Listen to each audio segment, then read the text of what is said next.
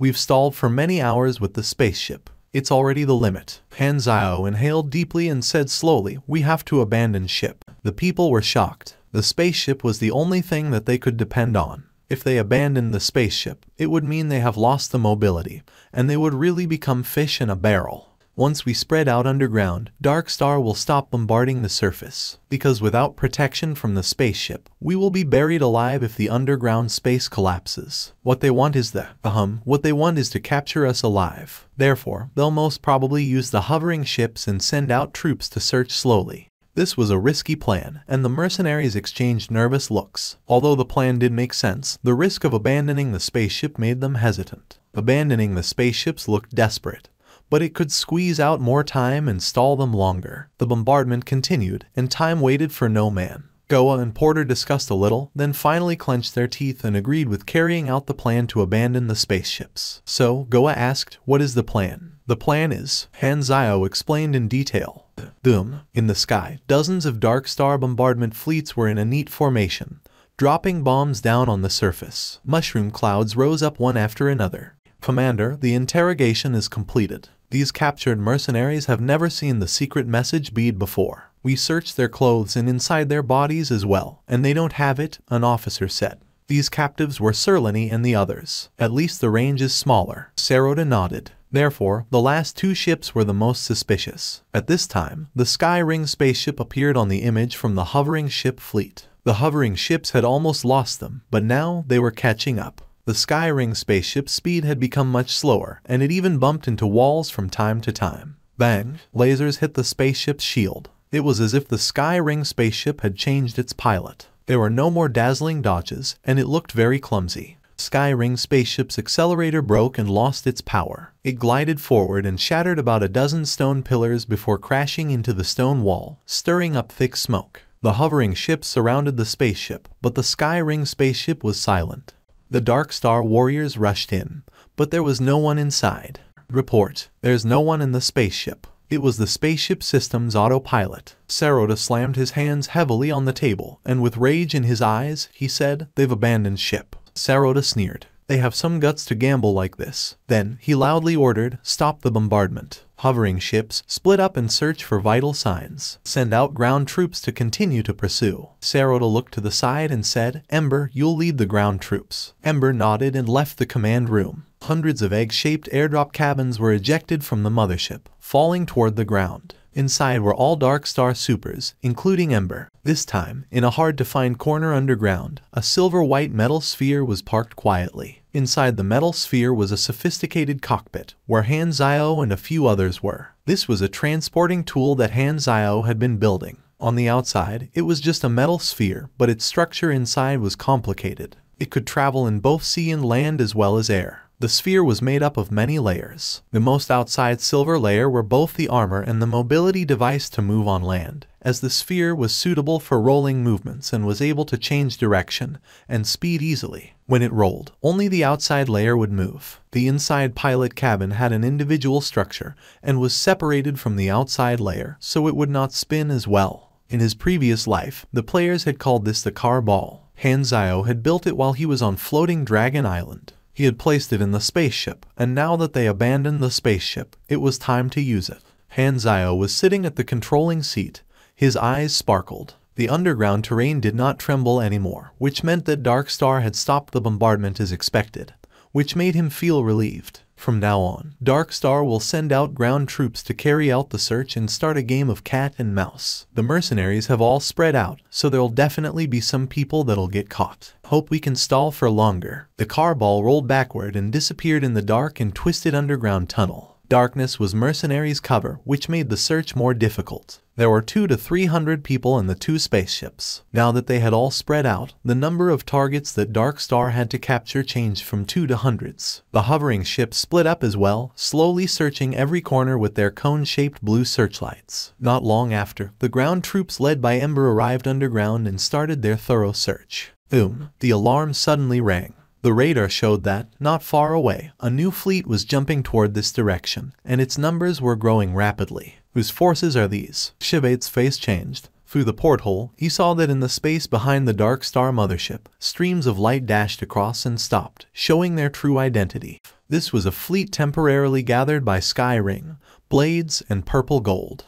If you mess with our people, we will mess you up, no matter who. Sarota was a little moved. He had thought that mercenaries were extremely divided, and he had never thought that capturing a small group of mercenaries would attract an entire mercenary fleet. Sarota has to admit he had underestimated the mercenary industry. The Alliance fleet gave them only 10 minutes, demanding Dark Star withdraw all their forces immediately, or they would start attacking. Sarota's relaxed mindset was nowhere to be found, and his face was grave. Of course, he was not afraid of the Alliance fleet since the Dark Star mothership was a moving space station base and was very well equipped. However, if a direct conflict broke out, the damage would exceed the forecast of this operation. After some contemplation, Sarotas came to the conclusion that there would never be such a good opportunity again. Letting these mercenaries return to their organizations would mean that their search range will expand. If these mercenaries split up, it would be very troublesome to find them again. And these were just the smaller problems. Letting these people back to their organizations might very well lead to accidents like the bead being given to someone else without Dark Star's knowledge, or the bead being lost on some godforsaken rock due to the person dying during a mission. There were too many possibilities, but now all the mercenaries that might have come into contact with the bead were right there. This time, Shivate gave a serious announcement to the Alliance fleet and the Dark Star mothership. On behalf of the Holy Stone Border Guards Army, I warn you, if you start a battle here, we will see it as a provocation. We will very likely see you as enemies and interfere with the conflict. The announcement was clearly very effective as soon as it was sent out. The Alliance fleet opened fire at the Dark Star mothership straight away without saying anything. Colorful lights exploded in the dark space. The battleship formations carried out all kinds of tactics, and lasers were fired at each other non-stop. The mercenary fleet and the Dark Star fleet started to battle. Shivate's face turned black, and he was furious. They had completely ignored what he said. "Commander, what do we do now? Which side do we help?" "Help your ass, we watch." Shivate clenched his teeth. One side was a chaotic, evil, and very vengeful terrorist organization. Another was a chaotic, neutral, and lawless mercenaries. Helping either side was a waste of military power. Furthermore, he did not dare move his fleet. If they moved, who knew how Black Raven would react? After watching for more than half a day, Shivate received an unexpected communication request. A pureblood Godarin's face appeared on the screen and said with a serious face, "I'm the Deputy Minister for Foreign Affairs of Godarin Civilization,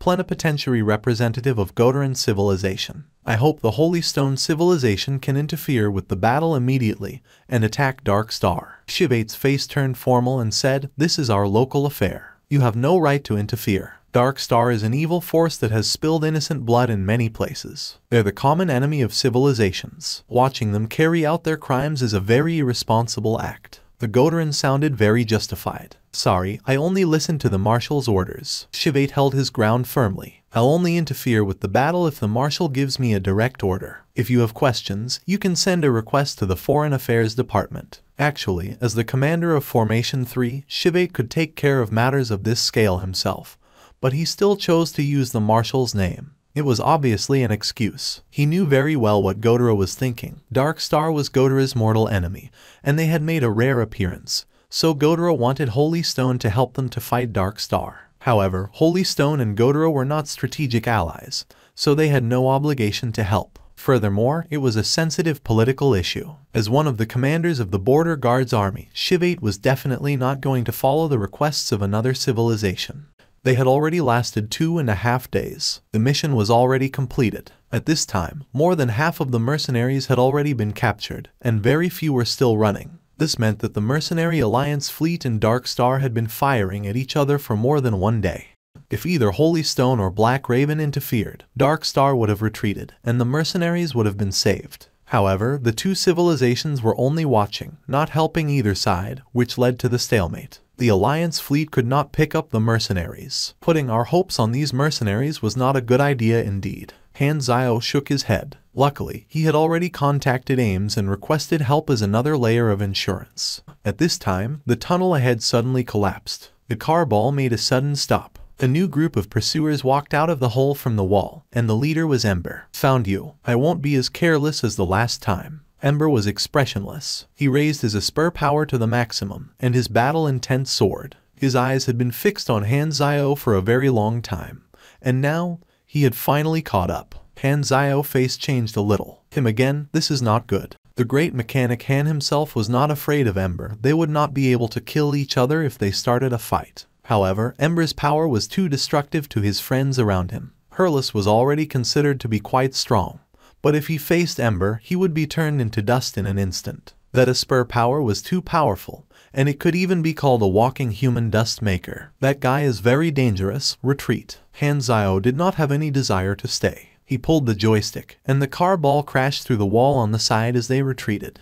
The last time that they met, Ember got a taste of defeat from Han Zio. He had met quite a number of mechanics, but Black Star was the first mechanic that could use his own body to drag the battle without using machinery. Plus, Han Zio was like a fated enemy of his power. Ember had thought about how to deal with Han Zio, and he had come up with some plans. Thus, he had been waiting to meet Han Zio again. Now they had finally intercepted Han Zio. Seeing the car ball turn to run away, Ember immediately activated his power. The walls in all directions started to move as if they were alive. A large amount of black and gray particles gushed out like a black cloud, winding around the car ball, turning into all sorts of shapes such as spears and blades, creating sparkles on the moving armor of the car ball. Han Zio suddenly realized that something was wrong. He turned around and looked at everyone else. All of their faces were filled with veins like they were struggling with all their lives, and they were unable to move. Stop, or they die. In the distance, Ember was reaching out his hand with a cold face. Han Zio was the only one who he could not do anything about.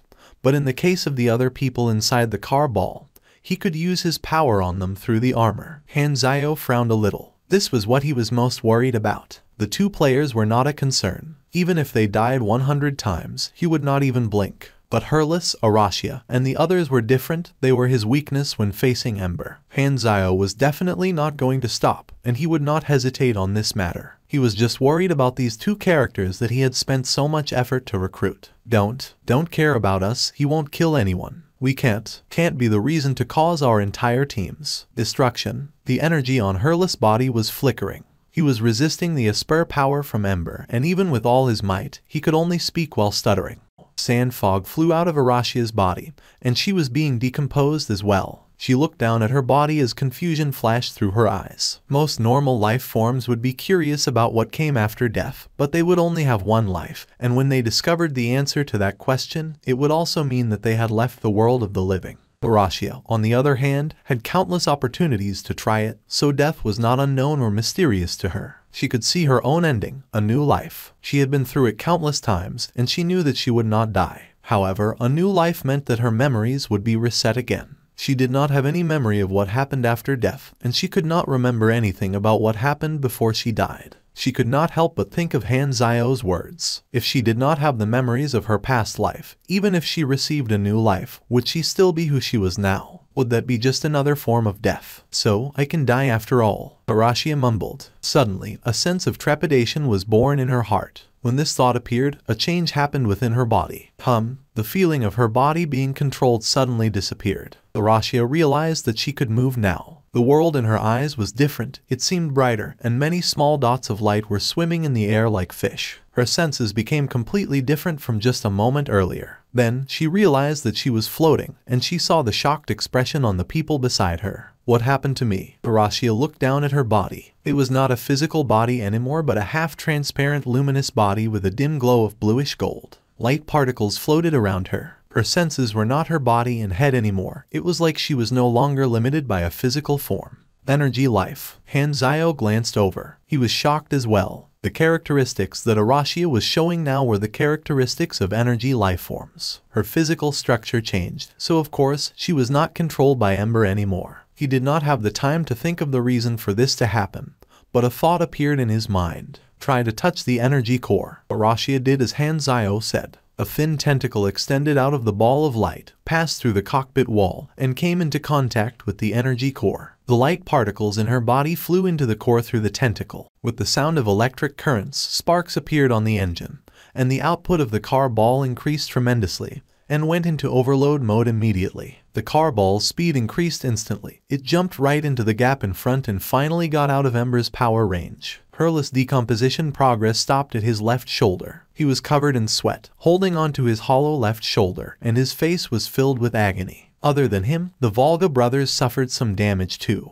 However, Ember's main target was Herless, who had the strongest resistance, so they were still in a relatively good state. None of them were maimed.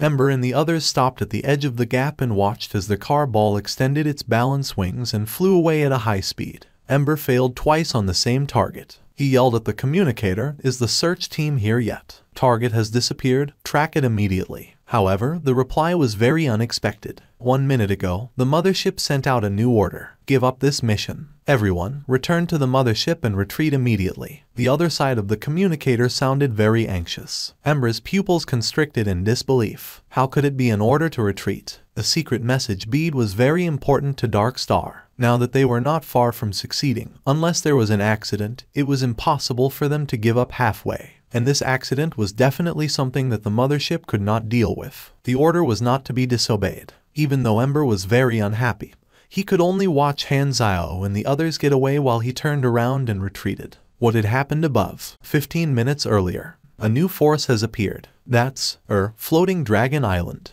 The interest of countless spectators in Shattered Star Ring who were watching the news rose immediately. Floating Dragon was Dragon Emperor Aim's territory. Almost everyone in Shattered Star Ring knew that. They were very curious. Why was Floating Dragon there? Grimner paused and thought of a logical explanation. Our crew has just checked Floating Dragon's route. It just so happens that it came to Fawn Galaxy Star Zone 4. Apparently, it's just passing by out of coincidence. Holy Stone and Black Raven's fleets are surrounding the battlefield. I believe after some communication, Floating Dragon will take a detour. Seeing the Floating Dragon Island was still approaching and would crash onto his fleet soon, Shibate immediately sent out a message to Floating Dragon Island. Attention Floating Dragon, attention Floating Dragon. I am Holy Stone Border Guards Army 3rd Formation Commander Shibate. A battle is underway ahead, and we have locked down this area.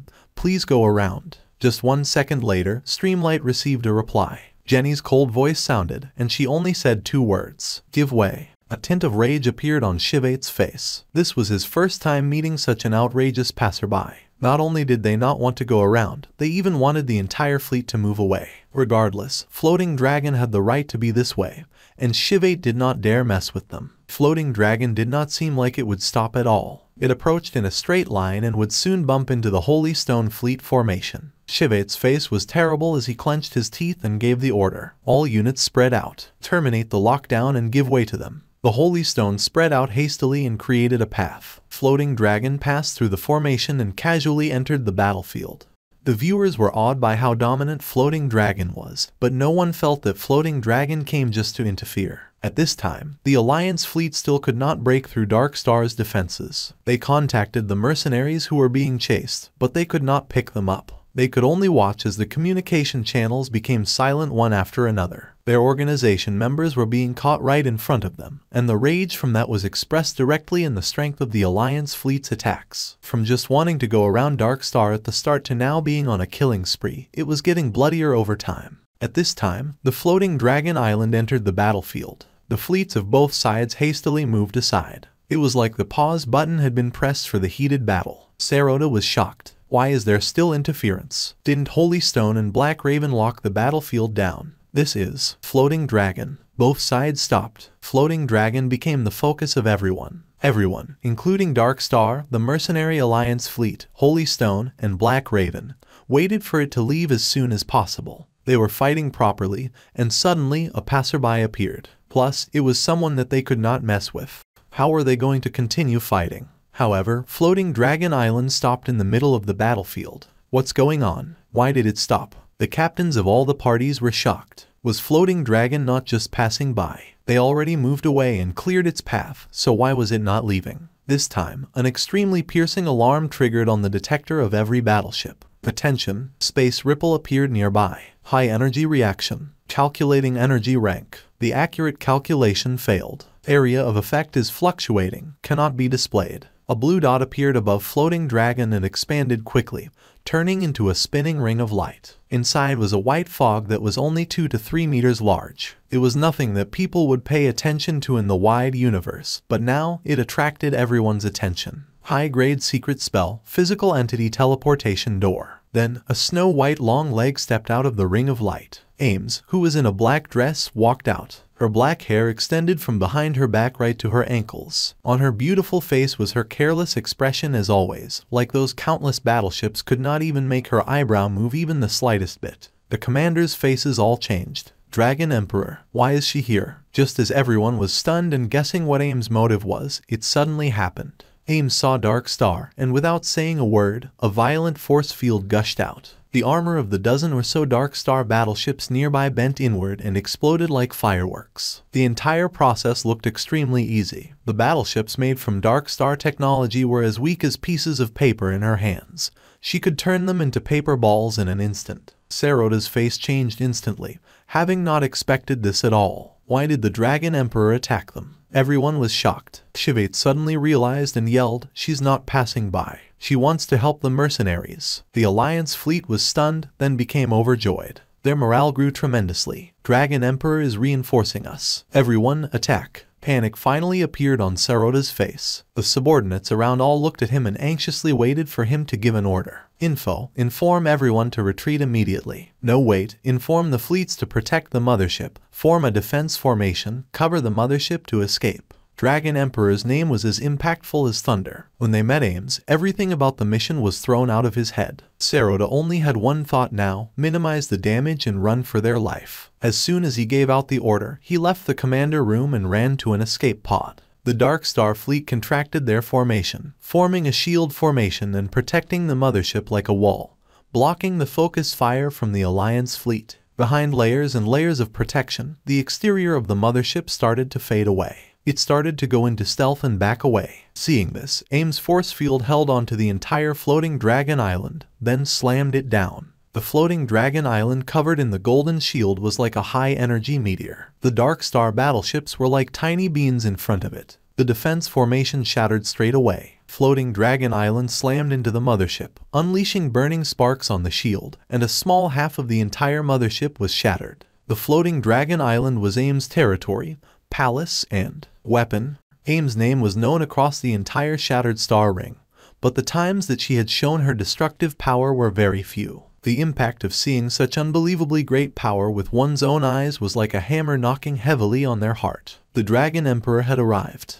The car ball flew out of the earth gap against the rain of rocks, then stopped at the planet's surface. The hatch opened, and Hanzio jumped out, wiped off the dust on his face, and looked up. Magnificent. Luckily, floating dragon is hard enough and did not drop down together, or this planet would definitely have exploded. The pursuing Dark Star troops had retreated long ago. The tide had turned, and Dark Star had become the ones running away with the Alliance fleet chasing close behind. Ames stopped in front of Hanzio and the others and said, "You're all fine. Seems like I arrived just in time. Only free after 3 days, you really are busy." Hanzio narrowed his eyes. It had not been long since he joined the Floating Dragon faction, so Ames' impression of him was not strong, and now was a good opportunity to have more communication with Ames. It was very beneficial to have a good relationship with one of the strongest people in the Shattered Star Ring.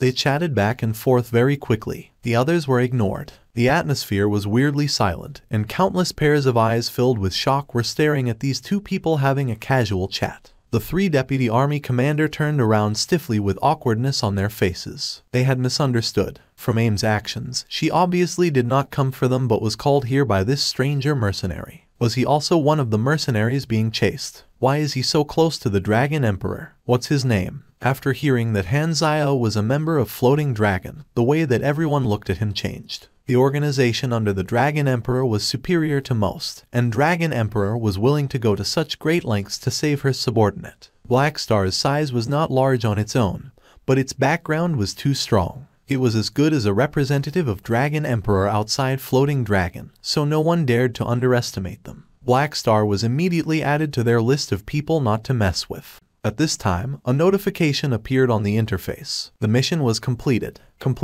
Mission rating B. You have received 1,200,000 experience. You have received +3 renown. He had lasted for 3 days, so the rating was 2 grades higher than the lowest grade, and the reward had increased significantly. Hanzio thought that it was quite okay, not too much but not too little either. In the case of the new dungeon, it was fixed. It could only create the scene during the 3 days from Dark Star's pursuit to Ames's arrival. It was a fixed dungeon. Only large events create series dungeons. The requirement for warfare dungeons should be quite versatile. Since the name is related to Ames, maybe it's because she has legendary characteristics, and that increased the influence of the event.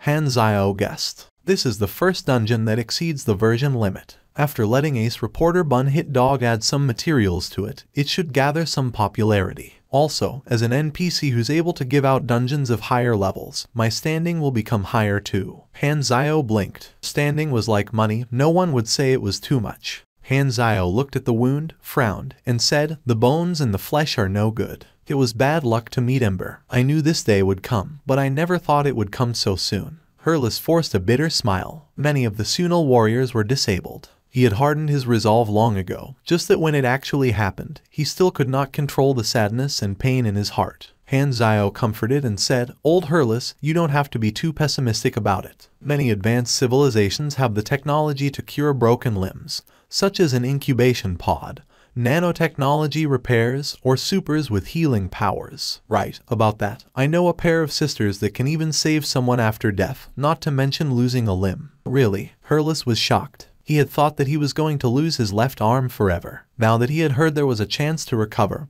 his morale immediately increased. "They're people of my home planet. As you know, I left my mother planet to save a disaster of the future. Before I find the solution, I can't go back. Furthermore, the power of these sisters is not yet strong enough. You'll have to endure it for some time. I will build a mechanical prosthetic arm for you for now." After comforting Hurles, he turned to look at Arashia. Arashia still looked like a human made of light. "How are you feeling now?" Han Zio asked curiously. "My vision changed, my senses changed, and the control of my body changed. Apparently, I can extend them infinitely, without the limitations of physical forms." As she was saying, Arashia changed her shape many times and got used to the new changes very quickly. Usually, changing shape will change one's mind too. "Do you have any special thoughts?" "No." Han Zio scratched his head. "Are you able to change back?" Arashia tried slowly. This ball of light kept changing shape for quite some time. Then suddenly, she seemed to have found the way. The light particles quickly contracted and condensed. Then the light started to disappear, and she turned back to what she looked like before. Arashia tried many abilities. She could turn individual parts of her body into an energy state, and she could also turn her entire body into an energy state. In her energy state, her form was no longer limited. But when she recovered to physical form, she was only able to turn back to what she looked like originally. If she was wounded in her physical form, it would disappear after she turned into her energy form and back to her physical form. This type of a spur power was considered as shapeshifting, but it could also be considered as elemental controlling.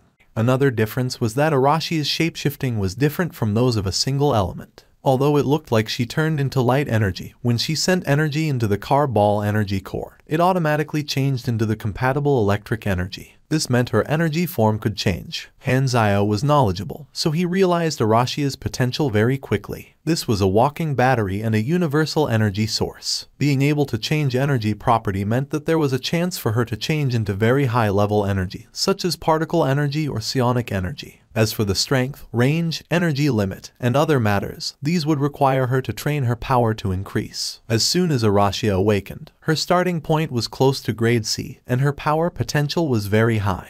"You're a super now. Although Hurles and I are not Spurs, we can still guide you on how to use your energy. With your potential, your strength should increase very quickly," Han Zio said. He did not guide Arashia to become stronger just because of the related mission requirement. It was also to have another person with combat power in the mercenary group. After receiving the communication request from mercenaries, he told the operator to direct it to him immediately. He was prepared to personally give an explanation and fake some sincerity. He adjusted his shirt and introduced himself. "Hello, I'm Holy Stone Border Guards Army 3rd Formation Commander Shiva." Before he finished introducing, Serlini yelled at the communicator using his local language. After being translated through the translator, it was easily understood. "You moron." Han Zio felt much livelier when he heard that. "NPC cursing isn't muted, nice."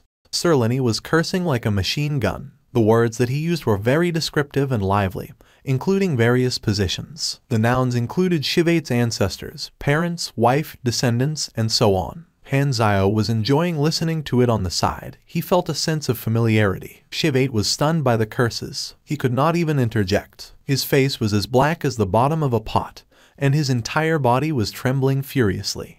I'm going to go to his colony as well. It's along the way, so how about giving me a ride? Han Zio said. Haha, no problem. The mercenaries tidied the place up for a few hours, recycled everything valuable, then the fleet took off. Han Zio walked on the street alone. He had gone to Golden Palace to find that master of identification to open the secret message bead. He wanted to see what was inside it that was so important to Dark Star. The spaceship was still waiting at the dock. Han Zio did not waste any time and headed directly toward the target. Han Zio found the place easily and pressed on the doorbell. After a while, the door opened. An old Godarin walked out and looked at Han Zio puzzled. Who are you? Hello, Master Angleton. I have come to you for help after hearing about you. I hope that you can help me open an item with magic security measures. Han Zio recognized this person as the target, so he went straight to the point. To his surprise, Angleton was confused. It has only been 3 months since I moved here. I did not notify anyone yet. How did you find me? Han Zio was stunned for a second, then he realized. At this period, the players in his previous life were still in their novice planets. He was too ahead of time. Luckily, Angleton had moved here this early, or it would have been awkward if he could not find him. Angleton could not figure out why but did not dwell on it. He invited Han Zio into his house and said while he was walking, "You're the first customer after I moved house. It has commemorative significance. I think I should write this day in my diary." After Han Zio paid the fees, Angleton placed the secret message bead inside the analytical magic array, flipped open his thick magic book, and started channeling. Ding! The seal of the secret message bead appeared in the air. He drew magic lines on the array from time to time, solving it bit by bit, just like opening a lock. The mage class and mechanic class were known as the vastest and complicated classes. There were many types of machinery, ranging from nanotechnology to battleships, from nuclear weapons to psionic cannons, from internet technology to artificial intelligence. It was very versatile and mostly about technology. The branches of the mage class were very complicated as well. There was elemental, secret sorcery, blessing, spacetime, shape manipulation, summoning, curse, and so on. Mages could learn spells from multiple branches. It had no limitations. The great mechanic Han played a mage class in his previous life before. It required very high skills, emphasizing on creating combos by using all kinds of spells, and it had countless combinations. It was the complete opposite of the simple and brutal pugilist class. When battling other players, one had to pay attention to details and make a lot of calculations. It was very suitable for technical players with good brains. Oh, that was except for Fire Blast style and Summoning style. These two were more brainless than pugilist. There was no need for any analysis or whatsoever. They just have to finish their mana bar, and there would barely be anyone standing. Let me see what on earth is inside. Han Zio took back the secret message bead, took a deep breath, and slowly turned it. Without the seal, the secret message bead was easily split in half. He finally understood why Dark Star had spent so much effort in tracking this down. The significance of these two things was beyond ordinary. He had almost snatched Dark Star's lifeblood away. These two things were connected to two huge conspiracies of Dark Star. They were the origin of two big events. One of them was Planet Aquamarine's main storyline in version 2.0, Mutation Disaster. He had a flash of insight and connected the dots. Dark Star bought these items from another organization. The seller is outside Shattered Star Ring, so they chose to send one of their subordinates to deliver the goods, who happened to be a Silver. He followed a tourist group here and planned to deliver the goods secretly. However, just as the Silvers were having a tour, they were suddenly robbed by slavers. The carrier was unlucky as hell, and that forced Dark Star to come and find the goods. Then, coincidentally, the other Silvers hired us. They did not know about the deal behind this. Everything that happened was because of the first accident. Han Zio was astonished. Through many coincidences, he had ruined Dark Star's secret deal and robbed them of the goods that they had spent an outrageous amount of money to buy. The mutation source was already Generation 7, so it had definitely been tested in another place before. As these thoughts flashed through his mind, more than one notification of triggering a new mission popped up in the interface. You have triggered a ranked main storyline mission. Mission Introduction. You accidentally ruined Dark Star's private deal and discovered the source of the mutation disaster. Dark Star has secretly planted mutation sources in many mother planets of civilizations. When the virus enters its mature stage, a terrifying disaster will arrive. Defending against the disaster is every life's responsibility. Mission requirements. Clean up the mutation disaster virus and protect the planets where a disaster is going to happen. Planet Aquamarine. Progress 0 divided by 30 million. Planet Barifos, progress 0 divided by 21 million. Planet Dawn, progress 0 divided by 19 million. Success requirements. Successfully protect any planet mentioned above before the mutation virus reach its mature stage. Failure condition. All planets are defeated, and all survivors are forced to leave their planet. Reward depends on contribution. Remarks. Even if the virus spreads and causes the overall progress to decrease, individually earned progress will still be calculated into reward rating. The main storyline mission of the next version. Hanzao's eyes sparkled in surprise. He did not expect to trigger the main storyline of version 2.0 in advance. This mission is different from the one players would receive. I remember that the player's mission is just to protect planet Aquamarine, but my target includes other planets as well. Is it because I got the mutation source? Hanzao was a little surprised. This was a good thing. It gave him more choices. Of course, he was definitely going to protect planet Aquamarine first. Not only was it his home, but it was also for the players of the next version. The status of the mission at this moment was frozen. Only when the timeline reached version 2.0 and the disaster broke out would the mission start. In my previous life, Godera took a very long time to invent the cure. If I give them the mutation source, they will be able to invent the cure earlier. Hanzao contemplated on the issue. This was probably the best way to maximize the use of the mutation source. However, he had to think of when he should give it to Godera. If he gave it to them too early, the contribution points would not be counted into the mission, and he would be suspected too. He looked at the other two new missions. You have triggered a ranked mission. You have triggered S-ranked mission. Master Angleton, can the magic seal be recovered? Angleton nodded and said with a smile, this secret message bead used an ALM of 6-layer lock structure, and had 3 mixed magic arrays embedded into it. Normal mages wouldn't be able to crack it. Luckily, you found me. I am specialized in analytics and identifying, so it's not difficult for me. I did not crack it the rough way. I left a lock clasp, so even an identification apprentice can recover the seal. Hanzao's eyes sparkled, and he said, then can you write the recover spell into a one-time use scroll? No problem, but there's an extra charge. Just 100 Enas. Hanzao's face twitched. This reminded him of the tragic experience of him going bankrupt. Angleton's kind smile suddenly became fraudulent in his eyes. Mages were indeed all profiteers. On the way toward the dock, Hanzao found a hidden corner, took out the mutation source and extractor, then opened the magic scroll toward the secret message bead. With a flash of light, the secret message bead could not be twisted open anymore. It returned to its original state. The only difference was that Hanzao had taken what was inside. Then, Hanzao took out his communicator and contacted Wilsender. After he finished the call, Hanzao returned to the dock but did not continue to take the ship. He brought all his members along and exited the ship, expressing his intention of going somewhere else. Old Hurless, you take everyone back to Jubilee Hub. It was a tiring journey, so you guys should have a good rest. I have to make a trip back to Floating Dragon Island. With such a dependable officer, he did not have to bring the players alongside him all the time. The Golden Palace was very prosperous, and it had many docks. Hanzao easily found a galactic travel agency, and told Hurless to take the players, Arashia, and the Volga brothers and return to Jubilee Hub. He found another travel agency and headed toward Floating Dragon Island. In the guard's base, Hanzao met with Wilsender. The moment that he saw Hanzao, he immediately rushed over enthusiastically, placed his arm on Hanzao's shoulder, and pulled him to the side. Then he said softly with a face full of excitement, the plan you mentioned, I think it's quite interesting.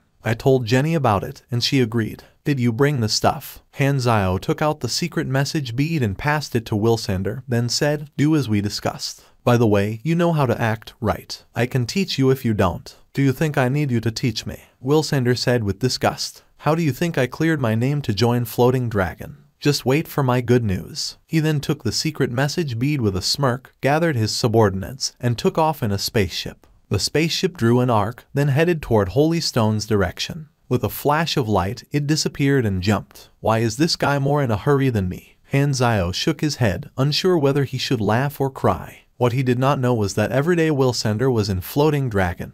He was either catching small thieves or maintaining order, and now that he could go out and stir up some trouble, no matter whose trouble, he was as happy as going on a vacation. As an ex-galactic pirate and a hybrid demon, chaos was in his blood. The fact that he could endure the boredom and stay in Floating Dragon was all because of love. Are you Holy Stone's commander? Wilsender said with an expressionless face. Shivate nodded. Holy Stone Border Guards Army 3rd Formation Commander Shivate. May I know why you've come? Yes, here's the reason. A member of Floating Dragon was chased by Dark Star some time ago, and the Dragon Emperor personally attacked and defeated Dark Star. The mercenaries that were rescued exposed the fact that Dark Star's target was a black bead. Black Star reported this to me, and I ordered my subordinates to search for it on the Floating Dragon Island just in case. To my surprise, the bead was really on Floating Dragon Island, and it turns out that one of my guards found it. He turned the bead in, and we plan to give it to Godora. Since your territory is nearby, I would like to ask you to help give it to Godora so that we don't have to waste time to travel. Wilsender said with a solemn tone as if these things had really happened. He took out the secret message bead and placed it in Shivate's hand while he was still stunned.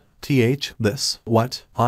Wait. Shivate was completely lost and could not form a complete sentence. The item has been delivered, I'll get going now. Wilsender turned around in a cool manner. He came quickly and left quickly, leaving a hot potato behind. To Shivate, this was a disaster that fell from the sky, and he could not even reject it. Although this was a sensitive matter, it required little effort to help out, so there was no need to not give Floating Dragon face. Dark Star was very clear in how important this was to them. They wondered what was inside. Currently, Holy Stone was faced with a choice.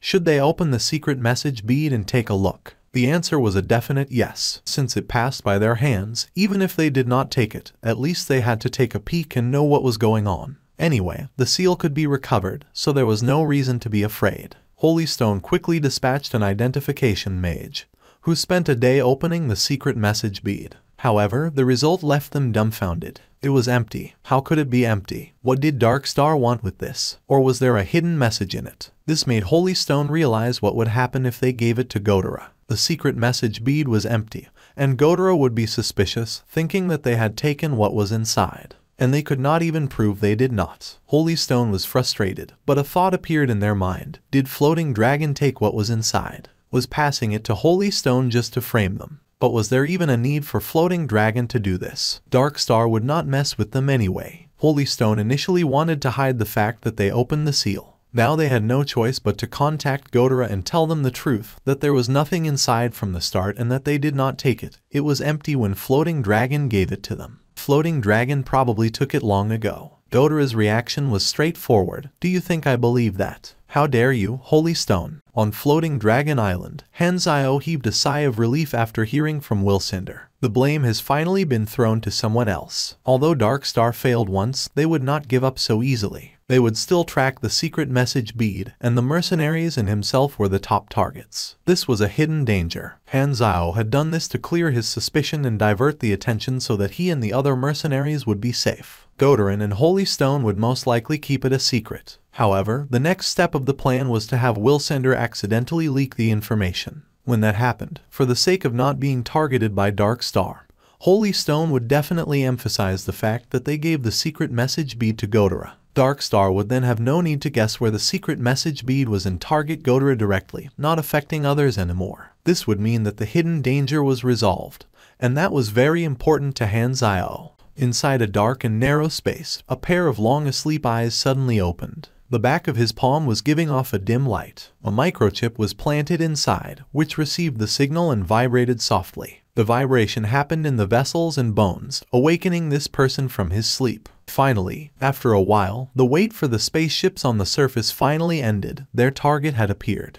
Before the Dragon Emperor arrived, Sarota had given the retreat order. However, when Asper knew the enemy was Ames, he knew that the mothership would most likely not be able to escape, so he had taken a risk. He had decided to stay underground. In a deep cave, he had formed a carbon structure with his power and sealed himself, controlling his heartbeat and blood flow, entering a fake death state. As he expected, these allies that boarded the fleet to retreat were all killed by the mercenary fleet, Holy Stone, and Black Raven, turning into fireworks in space and becoming dust. After Sarota's fleet was demolished, the mercenaries had caught the mothership's highest commander, Sarota. Therefore, they did not bother to search the entire planet for a possible survivor. This Dark Star team had been completely defeated, so there was no need to waste more time. Therefore, Ember had survived. Important officers like him all had a location microchip planted in them. After everyone left this planet, a rescue spaceship came to pick him up. Tell me, what's the situation now? Did Sarota and the rest all die? Ames slammed Sarota's mothership down.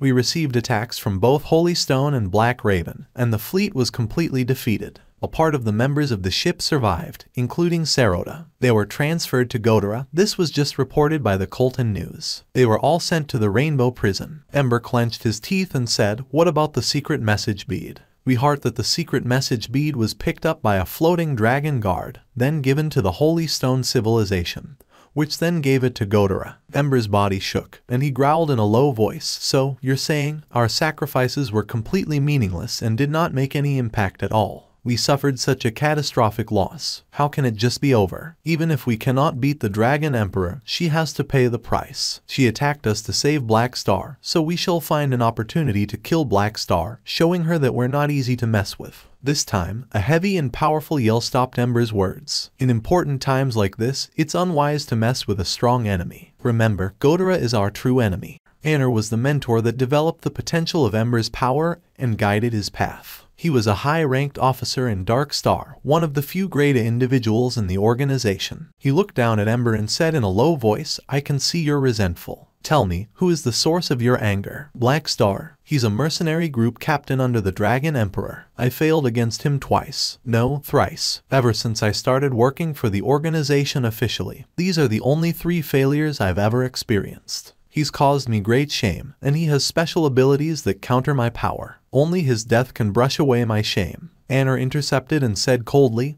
"Childish. Narrow-minded. The organization has spent an enormous amount of resources on you and raised you to be a strong warrior, not to let you fight irrelevant people. The organization has a lot of hope for you. The responsibilities that you bear are beyond your imagination. A small mercenary is not someone that you should concern yourself with." Ember lowered his head and asked, "What should I do?" "Anger has affected your sanity. This is an unforgivable mistake. For the next year, you're not allowed to carry out any missions. Stay in the base, focus on training and self-reflection." "Understood." Ember nodded. He respected Anner a lot. His mind calmed down, and he accepted the arrangement. Hurlis was waiting at the door. When he saw Hanzio come out and approach him, he said, "Captain, Lurden and the others arrived at Jubilee Hub 2 days ago. They're waiting to meet you. Lead the way." The Sunal mercenaries greeted Hanzio. Lurden was sent out as the representative to express their appreciation. Hanzio sized these people up. Many Sunal mercenaries were disabled and had mechanic prosthetics. He had read the resumes of these mercenaries earlier. More than half of them were grade C supers, and a small portion were grade D. It was not suitable for grade D supers to become mercenaries. It was simply too dangerous. However, the Sunals were facing very tough times, and they needed every bit of help they could get. So, they had no choice but to let stronger mercenaries help the weaker ones. The Sunal mercenaries exchanged looks. Lurden coughed, took a step forward, and said, "I shall be the first one to test then." "No need, all of you together. Saves time," Hanzio said. The people were stunned. "We have 100 people here, and you want us to attack together. Isn't that too arrogant even for a grade B super?" A sense of anger surfaced in their hearts. They felt they were being underestimated. "Although we are here to work for you, you'll regret taking us lightly." With anger on their faces, the Sunal mercenaries spread out and drew their weapons, preparing for battle. The team of 100 men slanted forward slightly, ready to charge forward. Their united presence was like a lion that was about to attack its prey. Opposing them, Hanzio looked so solitary. Only if they were taken seriously would they get better treatment. They decided to go all out and showcase their full power. "Since you want to be beaten up, we will give you a good beating." Hanzio moved his shoulder and felt the compressed orbs on his belt. At this moment, he suddenly felt a sense of déjà vu, like he had gone back to the first time that he used the mechanic class to shine in the arena and demolish kids from everywhere. From that time, his path as a booster had started, and he had never looked back. This was not just to test the Sunal mercenaries, he was also testing his actual strength and earn their respect. The Sunal mercenaries had joined him purely for his influence. They actually did not look up to him for his strength. Most of the mercenaries now looked at the Black Star mercenary group this way. Many people were jealous. They felt like Black Star had become related to Dragon Emperor out of pure luck. Otherwise they would just be a third-tier group. Compressed orbs flew out of his belt one after another and floated around him. Magnetic energy activated immediately, and these compressed orbs were spread out by the energy and hit the ground as fast as bullets with a clank, expanding instantly. The setup was complete in an instant. The next second, 22 ground artilleries and 14 hovering artilleries appeared, firing at the 100 opponents simultaneously. The flashes from the muzzle were 1 meter long. Some of them were high-caliber gunpowder artillery that used special magazines, and some were electromagnetic artillery. The firepower coverage of 36 artilleries did not have a blind spot. The formation of the Sunil mercenaries was broken immediately. The Sunil mercenaries had trouble taking a single step, and they were immediately disadvantaged and struggling. On the other hand, Han Zio was standing still with hands in his pockets and a calm face, like the extremely violent explosions happening at that moment had nothing to do with him. After gaining the compression technology, both the depth and breadth of a mechanic's combat abilities would drastically increase. They would gain the ability to take control of the situation or even turn the tables immediately. The focus was to deploy the machinery as fast as possible, and the right combination of machinery at the right place. The speed of deploying that machinery would have a very large impact on the outcome of the battle. This was just a spar, so the Sunil mercenaries who fell onto the ground were dragged off the battlefield by Hurlis, who stood on the side. Ever since the battle started, he had been kept busy by doing this continuously. He had never been given a chance to even rest. A pugilist mercenary flexed his legs, then jumped up into the air, drawing a parabola in the air, wanting to jump over the floor filled with traps and reach Han Zio. At this time, a metal trap that he jumped over was suddenly triggered. A grenade shot up into the air and exploded with a bang. A blue, net-shaped current extended out from the center of the explosion. This was a capturing trap formed by long, thin metal cables with a high voltage running through it. This guy screamed in agony as his skin was burnt black by the current. Then he fell down to another repulsion trap. An invisible force pushed this guy up into the air again, and a few artilleries turned toward him and focus fired. The bullets pushed him out of the area. He fell to the ground, unconscious. This stopped the other mercenaries from wanting to jump up. It's not so easy to jump across all that. Han Zio smiled. There were landmines in the traps, and there were also traps that could sense objects above them and attack accordingly to prevent enemies from getting close in midair. Within the range of his mechanical force, any machinery received bonuses from him. Some artillery was placed beside him, and its power was enhanced multiple times. Whoever was at the front would face the most violent and heaviest attacks. Because of this, the mercenaries spread out and charged from all directions, diverting the firepower from the artillery. Another batch of compressed orbs flew out and dropped beside him, expanding into 20 or so beast-shaped robots. Their size was about the same as medium-sized dog breeds, but they were covered in black armor and had a streamlined body like cheetahs, like armored panthers. There was an opening on both of their shoulders, exposing the triple-mounted gun barrels from the machine guns inside.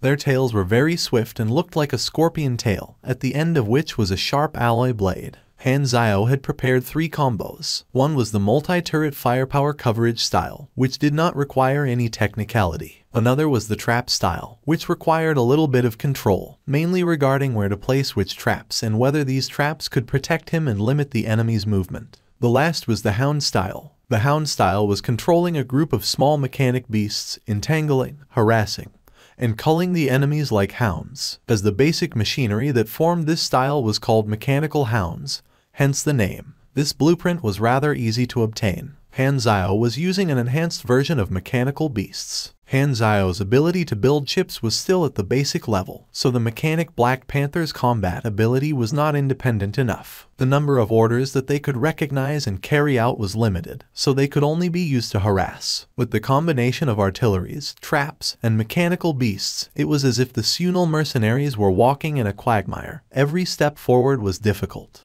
Bang! As he was thinking, a mechanical Black Panther was blown away and smashed into an artillery, bending its barrels. Han Zio looked over. Finally, someone passed through the lockdown. Lurden was covered in a green light. Having finally arrived before Han Zio, he growled, and the green light turned into a spear in his hands, which he strongly thrust forward. In the blink of an eye, the compressed orb on Han Zio's necklace expanded, and a white mechanical suit covered him instantly. Without saying anything, Han Zio raised his hand and slapped down. Boom! Lurden was smashed onto the floor by the slap, facing downward. His face was planted into the ground instantly, no match for Han Zio at all. This mechanical suit did not have that many weapons. It was used specifically for hand-to-hand combat. Its armor was a horrifying amount of more than 30,000 points. Furthermore, the Void Dragon Bone granted the mechanical suit extra abilities. Seeing this, the other mercenaries stopped moving forward and said with a bitter smile, "We admit our loss. The difference in strength was too vast." They had battled through all the obstacles and finally gotten close, only to realize that Han Zhao himself was stronger than all his machinery. It was a completely impossible battle to win. There were around 100 of them, so originally they had thought that Han Zhao was outnumbered, but now they felt that they were the ones that were outnumbered. Han Zhao had yet to finish testing all his weapons, so there was still a huge cannon that he did not deploy. He wanted to continue, but seeing that the mercenaries had given up, he could only collect all his machinery.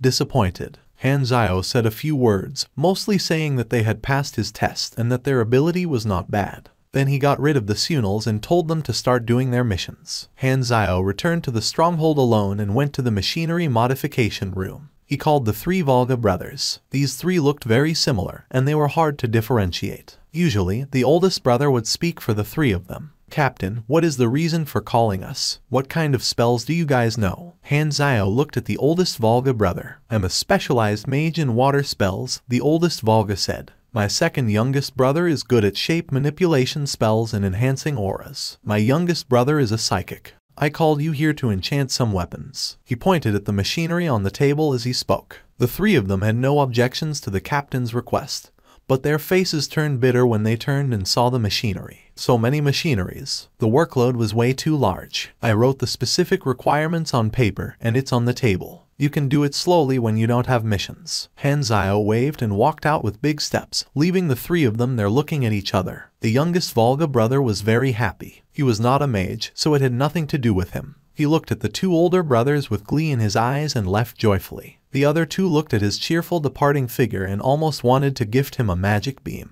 Theoretically, most inanimate objects could be enchanted, including machinery of course. Enchanting was also a career that the mage class players had by default. In his previous life, most of the mages provided enchanting services to earn some extra money. In the ancient city ruins of the South Territory on planet Dawn, an alliance of various tribes had gathered. 3,000 Blue Shield Knights of the Vane Kingdom, 5,000 savage berserkers of the Howling Barbarians tribe, 1,000 alchemist bombardiers of the Earth tribe, 500 beast riders of the Child of Voices, and the mixed army of the Southland City and the Principality. Rizar and his believers are currently hiding under the ruins, preparing the ceremony of polluting the origin water. We have about 2.5 hours time. There's about 800 high-level Mojo puppet colossuses, which he spent 20 years building, sleeping in the ruins. He's installed complex magic arrays, so the path toward the ceremony altar will only open if all the Mojo puppets are destroyed. This means that we have to break through the lockdown of the Mojo puppets in a short time, find their position,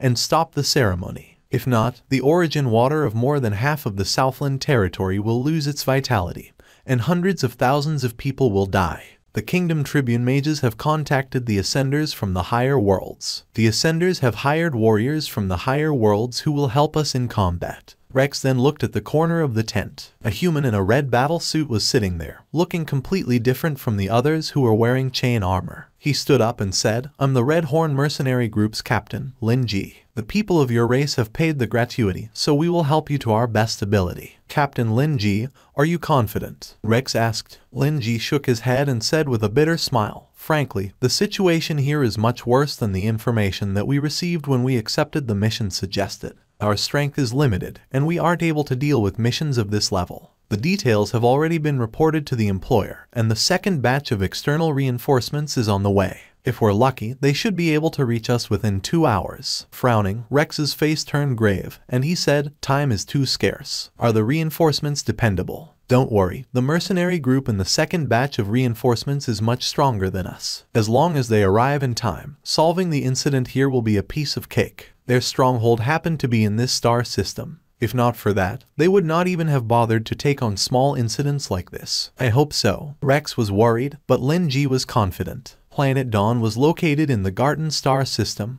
Godera's territory. This planet was very far from the fixed star, so it was at dawn even in the day, hence its name. Theoretically, this should have been a frozen planet that was unable to birth lifeforms. Its vitality came from the river running through the surface and underground. The natural water on planet Dawn contained magic energy. It had warmth in it that diminished the coldness of the entire planet and gave birth to plants and lives. It was called origin water by the inhabitants of planet Dawn.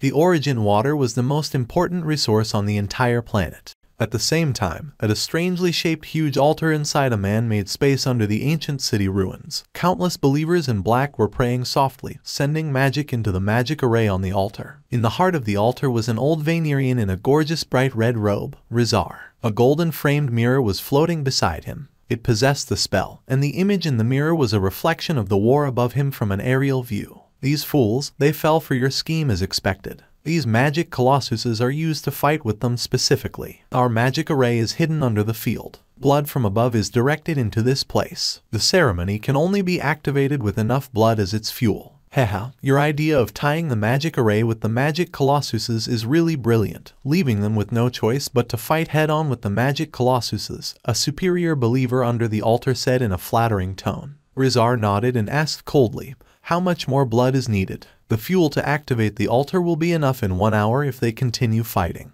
You will become the Lord of Magic, the strongest mage in history, the superior believer said with a fanatical face. Strongest? Rizar looked at him pitifully. He shook his head and mumbled, 20 years of preparation, I'm finally close to success. I've been stuck at this stage for so many years, and this is the limit of my talent. As long as I cross this step, I will be able to go to the higher world. The battle on the surface lasted almost an hour. In order to save time, the army almost completely gave up its defenses and attacked crazily. Half of the magic colossuses were destroyed, and all the polluters were dead. However, the warriors had suffered heavy losses as well. Blood turned into a river. Bang! An alloy airdrop cabin fell down to the ground right beside this magic colossus, and the impact blew both the magic colossus and Rex away. Then there were more sounds of these cabins falling onto the ground. Many airdrop cabins fell onto the ground nearby.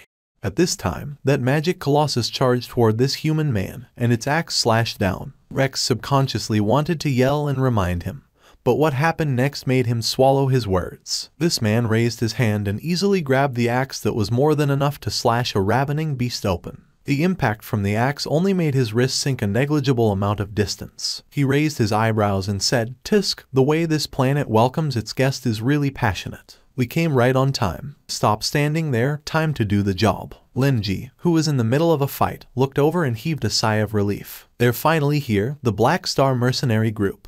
Originally, most large mercenary groups wanted to build a relationship with him because of his floating dragon background.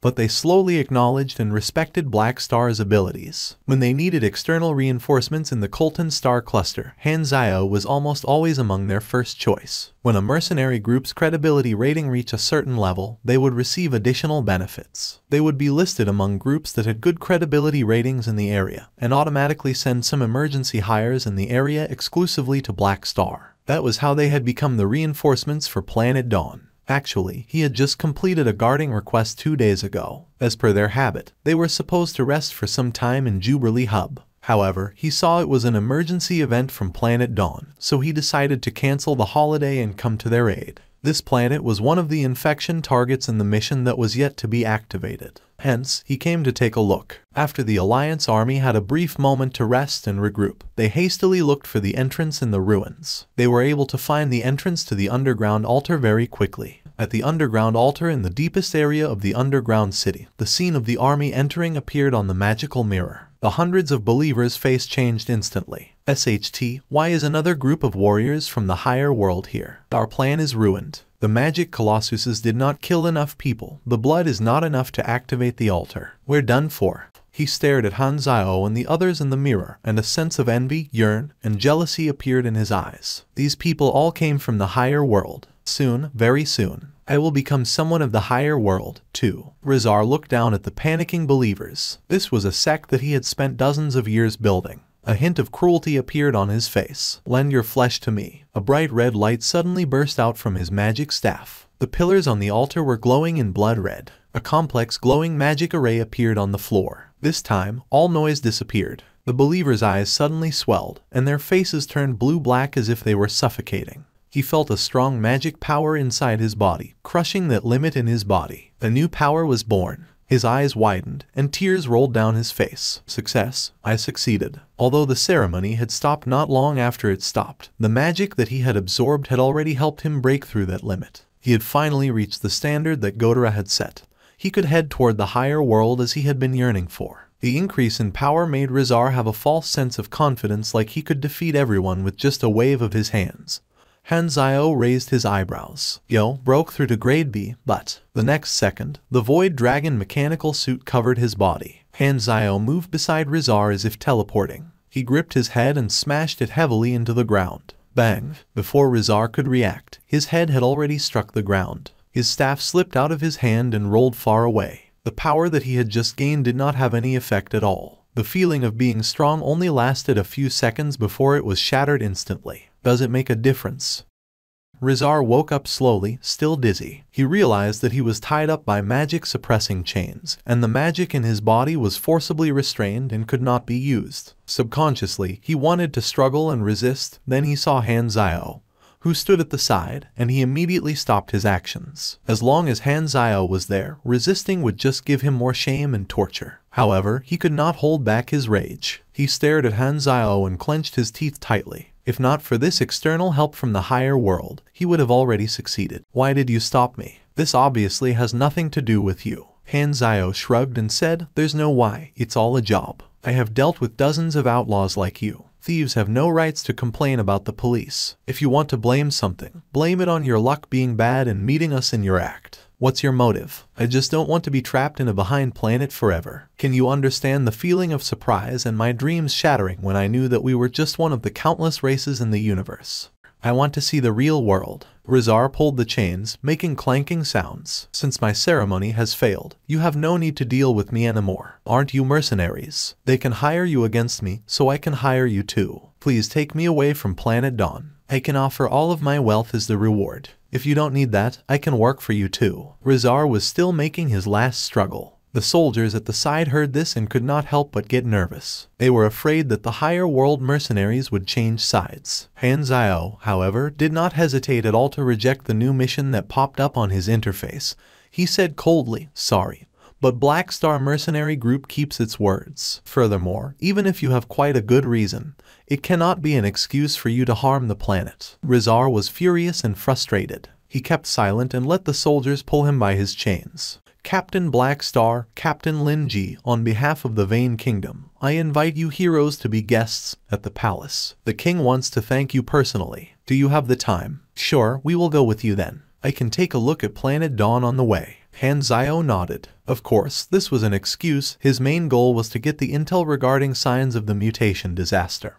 And getting intel from the higher-ups of the kingdom was the most convenient way. In the dark, silent night, inside a single-person tent, Hanzio opened the galactic communicator and looked at the mercenary hiring panel. As he was thinking, Hanzio's senses felt a tiny abnormality. Hanzio's eyes swayed, and he stood up and walked out of the tent. It was silent. He looked around and was stunned for a second. The prison car in the middle of the camp was gone. Rizar was nowhere to be found, and the guards were missing too. Escaped. He did not want any accidents to happen on the mission, so he equipped his mechanical suit and scanned with its radar. Then he discovered that Rizar's signal was in a small forest just outside the camp. The other soldiers are all asleep. What are they taking Rizar to the bush at night for? Holy, can it be? Hanzio took a deep breath in. That is an old man. They have a really unique taste. Hanzio walked into the forest on tiptoes, terrified, ready to turn away and run anytime he saw something dirty. I will ask you one last time, where did you get the ceremony from? I found a stone tablet under the ancient ruins. On it was the incomplete method of carrying out the ceremony. I changed the spell into using blood as the energy source. How many more times do you want me to say it? Who else knows about this spell? No one. After I memorized the spell, I destroyed the tablet. Do you think I would tell others such a dangerous spell? It's only safe in my hands. Rizar's face was full of impatience as he replied to the knight. This knight rubbed his hands, and he said with a tone of suppressed excitement, how about this? Let's make a deal. You tell us the method to carrying out the ceremony, and I will let you live. Frankly, I am quite interested in the higher world as well. Rizar's eyes brightened like he had caught the last straw to save his life. Ha ha ha, there is always a way out. Rizar pondered, and a sense of derision appeared on his face. He felt that after he told them of the method,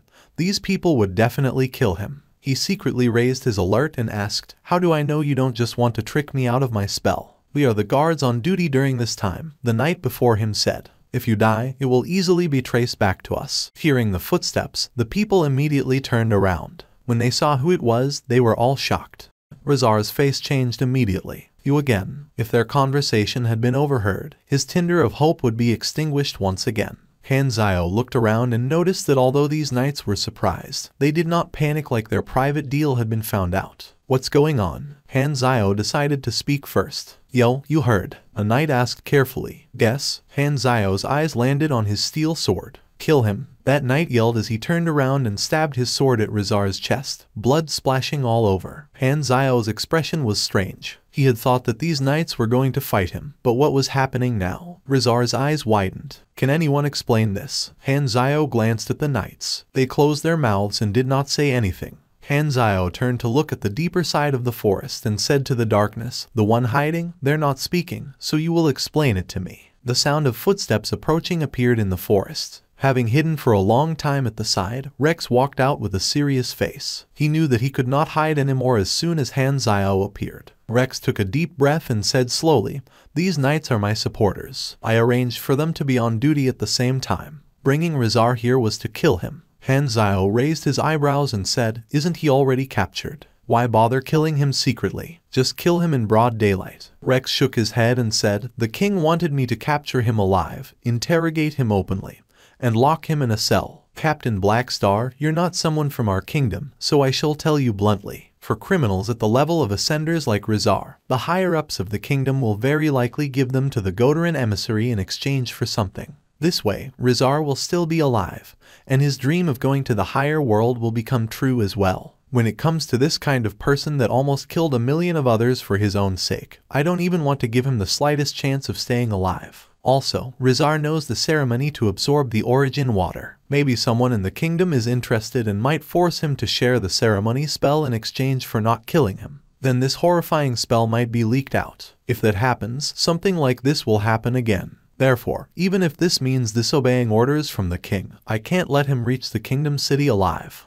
Hanzio pointed at Rizar and said, "Since you don't want him to go back alive, how about giving him to me? It's easier for you this way." "What do you want him for?" Rex frowned. "That's not for you to know. Anyway, I will take him into the galaxy, the higher world, far away from you, and never let him come back here." Rizar heard this and was immediately surprised. Going to the higher world was something that he had dreamed every day. He was already in a hopeless situation, but now he felt like he had found hope again. However, when he looked up, he saw Hanzio smiling at him with unknown meanings in his eyes. That look was almost wicked and giving out a cold aura. Rizar felt a chill, and the excitement immediately dissipated. His intuition suddenly told him that this was probably not good news. Boom! The explosion awakened the night. The Blue Shield Knights in the camp walked out of their tents and looked at the forest not far away with suspicion. Thick smoke was rising inside the forest. They turned around and were shocked to realize that Rizar was missing. "The prisoner has escaped," someone shouted. The knights hastily picked up their shields and steel swords and hurried to the scene of the explosion. As they entered the forest, they saw Hanzio standing before a huge pit. Inside was a corpse that was as burnt as charcoal, unidentifiable. "Your prisoner almost escaped, and I caught him." Hanzio shrugged and said, "As you can see, I accidentally played too much. Rizar is dead." The knights were shocked. Rex's expression changed. He shook his head and said, "The king wants him alive. He should not have died, but sadly, he decided to die." As the commander, he concluded this matter with just a few words. He strictly punished a few guards on duty, then ordered the knights under his command to go back to sleep. The people saw this and did not bother too much about it. Since Rizar had died, there was no need to escort him anymore, and they would not have to be nervous on their way back anymore. Many people heaved a sigh of relief and felt content. Most people had the same thought as Rex and wanted Rizar dead. The hometown of some knights was the Southland territory, and Rizar had almost killed their family. If not for the higher world warriors, the outcome would have been unimaginable. Despite Rizar's failure, they could not take it as if nothing had happened. A few old soldiers who had followed Rex a long time realized something and gave Rex a meaningful look. They knew their commander well. This escape was most likely planned and acted out for the sake of the king and those royalties who wanted to capture Rizar alive. Killing Rizar was to prevent others with vicious intentions from benefiting from him and causing more harm. Rex had a very good reputation among the army and was loved. Furthermore, the soldiers did not have very good impressions of the royals. Without any discussion, they all took it as they knew nothing. In the dark night, he came to the back of a small hill. Rizar had been thrown there, and Hurlus was guarding him with his arms crossed. In the end, Rex had given Rizar up. Although he really wanted to kill Rizar, He did not have much of a choice with Han Zio, so he could only believe Han Zio's words. How is he? Han Zio asked. The wound on his chest is bandaged, so he won't die, Hurlus replied. Black Star, are you actually recruiting this mage? He's not the good kind at all. Do I look like I'm that short of people? Han Zio patted his back and said, don't forget, I promised to bring hundreds of thousands of supers to solve Sunil's problems. I'm not interested in him. Alright then, I will listen to you and stay to guard him. If he wants to run, I'll slash him. Hurlus trusted Han Zio a lot. He knew that his fate was bonded with Han Zio. Han Zio took out a small suction cup-shaped device, in the middle of which were many tiny needles. He pressed it on Rizar's arm where his veins were closer to the surface. The needles penetrate into his veins, slowly sucked his blood, and gradually released a dim magic light. Rizar suddenly felt he was losing the magic power in his body. Terrified, he looked at the device on his arm. This thing was sucking his magic. No. He struggled with all his might, but his strength was disappearing very quickly. Magic was disappearing continuously. Where's my power? Give me back my power. He had gained the power of an ascender for less than half a day, and before he could feel that power fully, he had already lost it. Han Zio took out 3 empty tubes and poured the blood extracted by the device inside. You have received X3. He drank 1 tube straight away. The sweet and metallic taste filled his mouth. The warm blood flowed down his throat, and it was very spicy on the nose. Then, a warmth that belonged to magic power rippled in his body. You have received. Character Summon Card, Rizar. Temporarily grants power beyond oneself. Plus 20% all attributes. Duration, 15 minutes. Usage, 0 divided by 1. I recall that you begged me to bring you to the higher world. Now, I promise you I will. Han Zio's smile was like a demon's in Rizar's eyes. This old guy shivered in terror. Going to the higher world like this was the exact opposite of how he had thought it would be. A strong sense of regret filled his heart and climbed into his eyes. Yo, you're a demon. Rizar wanted to roar but could only speak these words softly. When night came, it was bright in the palace. Han Zio and the others accepted the invitation, changed into formal clothes given by the steward, and attended the dinner banquet. Arashia's digestive system was very strong, and all her food would be decomposed into energy without any waste, so she did not need to excrete. However, a very weird accident happened. Her Energize Spur power could only be used on herself and not on anything external. Before her food was completely digested and turned into energy, the leftovers in her stomach that had yet to be digested would drop out in a splashing way. At that time, they were just about to start a battle with some enemies, and this scene shocked both sides. The food pulp had splashed out below the ball of energy that Arashia turned into, and the areas had fallen into a deep,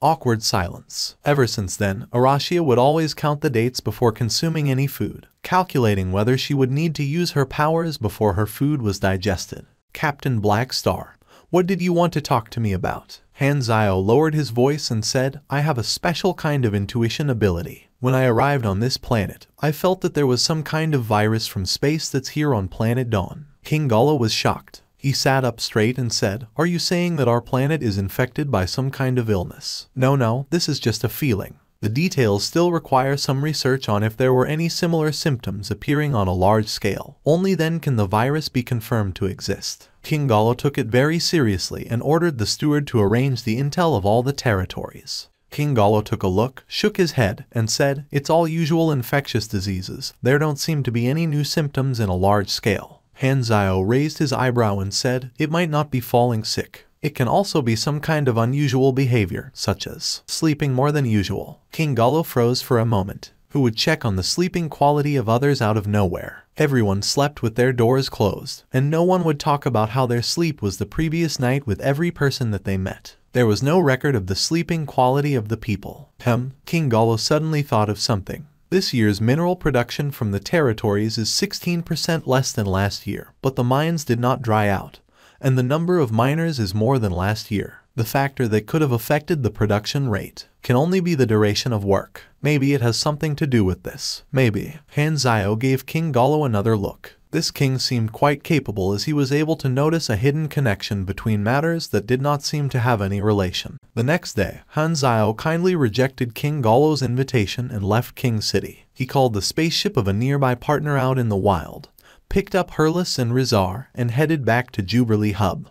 This was a small traveling spaceship, so there were no other passengers. Tyrell had booked the entire spaceship specifically to transport supplies for Floating Dragon. There were few people on the ship. Other than 10 or so crew members and mercenary group members, there were only around 10 of Tyrell Group's employees. Decker was their boss. Han Zio had met him before. They did not communicate much, but he did notice that Decker brought a girl onto the ship this time. "Are you Black Star?" She tilted her head and looked at Han Zio curiously. Han Zio sized her up. This was a space-human teenage girl, rather young, about 15 to 16 years old, and her head only reached Han Zio's chest. "Uncle Decker always tells me stories. He's talked about you before." The teenage girl's eyes moved up and down on Han Zio's body, sizing him up. Decker coughed and said, "This is one of my friend's daughters. Her family.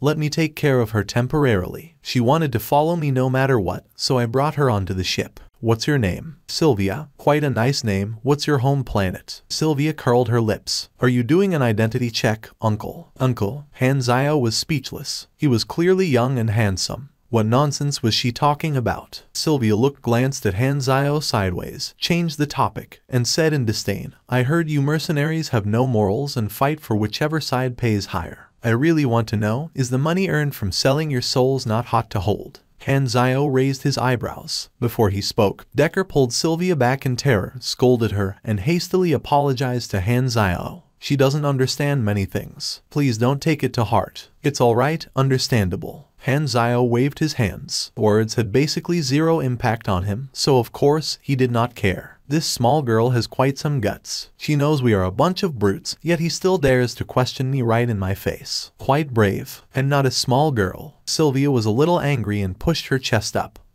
Not small indeed, but still needs development." One-Hit Dog's eyes moved down, and a dirty smile appeared on his face. Suddenly, he realized that Han Zio was looking at him without saying anything. He immediately kept his eyes to himself, wiped off his smile, and sat up straight. They fastened their seatbelt, and the spaceship entered jumping mode very quickly. "Sylvia, this name sounds kind of familiar." He did not want to give up even the slightest doubt. He returned to his room and pondered for more than 10 minutes. Finally, he found someone in his memories who had this name. "Sylvia?" Han Zio froze for a second. He did not expect the teenage girl that he had met coincidentally to be a known character. Furthermore, in the storyline of his previous life, Sylvia was very well known and was especially popular among the players. Sylvia was still a young girl now. Han Zio recalled her look in his previous life after growing up. Long hair, valiant and fearless, wearing light mechanical armor and a cape, just like a knight. Sylvia's father was chased by a certain mercenary group and died.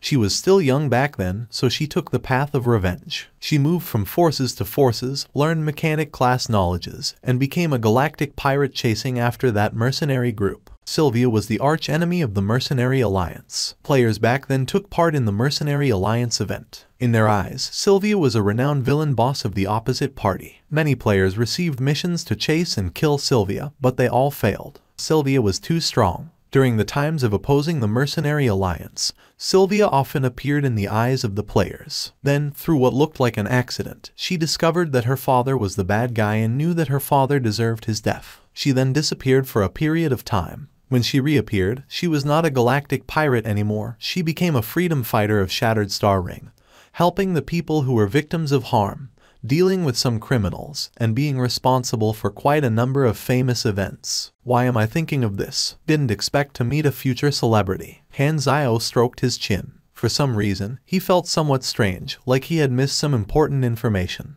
Han Zio walked out of the machinery modification room and came to the dining hall. This was the usual dining area, so many people were eating there. Han Zio sat down, and the bartender passed him a new cup. Hurles laughed, lifted the liquor bottle, and poured him a cup. Han Zio shook his head and lifted up the cup. Just as he was going to drink it, his movement suddenly stopped, and an unknown alert appeared in his heart. Frowning slightly, he looked at the object introduction on his interface. Effects unknown. Han Zio held the bartender's collar, pressed the panicking bartender on the bar table, and said coldly without an expression, "You added poison." Hurles was shocked. "Captain, this is..." Han Zio pointed at his cup and said, "Someone added something inside, probably poison." "Impossible, I brought the liquor. Why am I fine after drinking it? Or have I been poisoned too?" Hurles was shocked. He hurriedly touched his tongue and throat, but there was no sign of the numbness from being poisoned. "There is no problem with the liquor, it's the cup." The item information of the liquor bottle was normal, only his cup had something added into it. Hanzio shook his head. He wrote a new mission and threw it to the players. You have triggered mission. Mission introduction. Someone seems to have attempted to poison your captain. Are you willing to help him to test the effect of the poison? Mission requirements, drink. Reward, Black Star, Hanzio favorability +8, 150,000 experience. Remarks, possible death. The mercenary group players received the notification on their interface. Their eyes sparkled, for this was the first time that they had seen such an easy mission that could increase Hanzio's favorability and receive experience. Dying once was nothing. Just as they were about to snatch the cup, a shadow flew past everyone. One hit dog snatched the cup extremely quickly and gulped it down without saying a word. How are you able to run this fast? Second Prince was shocked. I'm a dexterity-focused pugilist, yet I could not even catch up to you. How did you do it? One hit dog glanced at everyone with pride. Before he could speak, his face suddenly changed, and the veins under his skin expanded and turned black, covering his entire face. He opened his mouth but could not say a word. The other players moved back as they saw this, leaving no one within a 3-meter radius from Bun Hit Dog. Bun Hit Dog froze in place for a few seconds. Then blood sprayed out from his every orifice. He collapsed onto the ground and died on the spot. Tisk tisk, truly a man of the wind. He even died quickly, Frenzied Sword said. He's dead just like that. The company employees and the crews were all dumbfounded. A mercenary died right on the spot, yet his friends had no reaction at all. What mercenary group is this? They're so cold-blooded, so horrifying. Plus, these mercenaries are way too loyal to Black Star. Black Star had yet to even speak and they were already rushing to drink the poisoned alcohol, testing the poison with their body. This does not feel like a mercenary group at all but a fanatical cult. However, the next moment, Bun Hit Dog's corpse turned into white light and disappeared. Then the sound of trotting footsteps appeared outside the door almost immediately after. Bun Hit Dog had run over from the revive point. Yo, you. Decker stammered in shock. Hanzio looked at him. After working together so many times, I'm surprised that you don't know that we have the nickname Immortal Mercenary Group. I see, I don't know much about the mercenary industry. Decker smiled bitterly. No wonder the mercenaries were so calm, they were all immortals. Black Star's name was widely known, but his details were only known within the industry. The other industries did not know much about it. This means that the person who added the poison has limited information of me. But the fact that the culprit could poison me on this trip means that they know my location, or at least know that this ship is transporting supplies for Floating Dragon and that I would definitely appear here. This ship is only so big, and the culprit is definitely hidden among them. Plus, even the title of Immortal Mercenary Group did not scare the culprit away, so there can only be two possibilities. Either they know that I'm not immortal or an act of revenge. It wasn't me. I don't know anything about this. I just took an empty cup from the drawer. Hanzio opened the bar drawer. There were many empty cups inside. There are so many glasses, and the only one with poison is the one you gave me. How can you explain that? I don't know. That glass was at the most outside. I really just took it randomly. The bartender almost urinated out of horror. Hurlis suddenly was covered in cold sweat. If the bartender took the wrong cup, wouldn't that have been the end of me? Your body is strong. The poison wouldn't have killed you, Hanzio replied. The spaceship's captain hurried to the scene, stepped out of the crowd, and said with sorrow on his face, I'm the captain of Rainbow Conch. I am extremely sorry that something like this happened in my ship. I will provide my full cooperation to you with finding the culprit. Everyone on the ship was gathered here, even Sylvia. She hid at the edge of the crowd and showed half of her face, sizing him up. His eyes suddenly narrowed. Wait a minute, Sylvia. With a flash of insight, Hanzio finally realized where the strange feeling came from. He looked at Decker and said, Sylvia is your friend's daughter, is she? Decker nodded and said with a confused face, yes, what's wrong with that? Hanzio squinted his eyes. Her family only has her father, and if I remember correctly, that person is not a nobody. Decker's expression froze. His eyes clearly expressed his shock and disbelief. Why do you know who Sylvia is? Although Hanzio did not know exactly who Sylvia's father was, he remembered that her father was a villain in the background introduction, and that was enough. Sylvia stared at Hanzio. Her tone was complex and mixed with astonishment. You know me. She could not figure out how it was possible for Hanzio to recognize who she was despite him meeting her for the first time. Black Star, my father was sent to jail by you. You dishonorable mercenaries only fight for money, and for that, you help those tyrants suppress the people who are suffering. My father could have saved everyone, but he couldn't because of your mercenaries. Since she was already exposed, she did not act like a teenage girl anymore. The players exchanged looks confusingly. When did we do something like that? Maple Moon could not help but ask, little girl, what's your father's name? Langley, how can you forget his name? Sylvia was emotional. Hanzio opened the mercenary group panel and glanced through it. There really was this name in the mission resume. It was a partnership mission with the Purple Gold Army to eradicate the stronghold of a certain rebel army. The leader of the rebels was called Langley, and as it turned out, that guy was Sylvia's father. Hanzio was speechless. He had become the certain mercenary group that imprisoned Sylvia's father in her character background. What could he say? This was the result of the butterfly effect once again. It fell from the sky. Not only you but Purple Gold Army too. This will not be the last time. I will hunt you people to the depths of hell. Sylvia yelled. Bang! As soon as she finished her sentence, the sound of a smoke grenade exploding came from behind them. At the same time, the announcement from the spaceship system echoed in the entire spaceship. Auto navigation altered. Current destination, the closest fixed star. Heating up jumping engine. Estimated time till arrival, 13 minutes and 48 seconds. The entire ship has entered lockdown mode. All gates are locked. Repeat, all gates are locked. Boom. The gate in the main control room closed with a loud band, together with all the doors along the corridor and paths in the spaceship. The captain had prepared long ago. He dashed out extremely quickly before the alloy door on the other side of the main control room closed. Hurles could not capture the captain in time, and he punched the metal door, leaving a shallow dent. The captain was with an enemy. This was not just an assassination. This ship itself was a complete trap for them. The reason that Sylvia knew their whereabouts was most likely because of how well known they were. They actually plotted against us and planned to send us into a fixed star and burn us to a crisp. Not a bad idea. Hanzio smiled. He did not panic at all. He was extremely familiar with this kind of plan.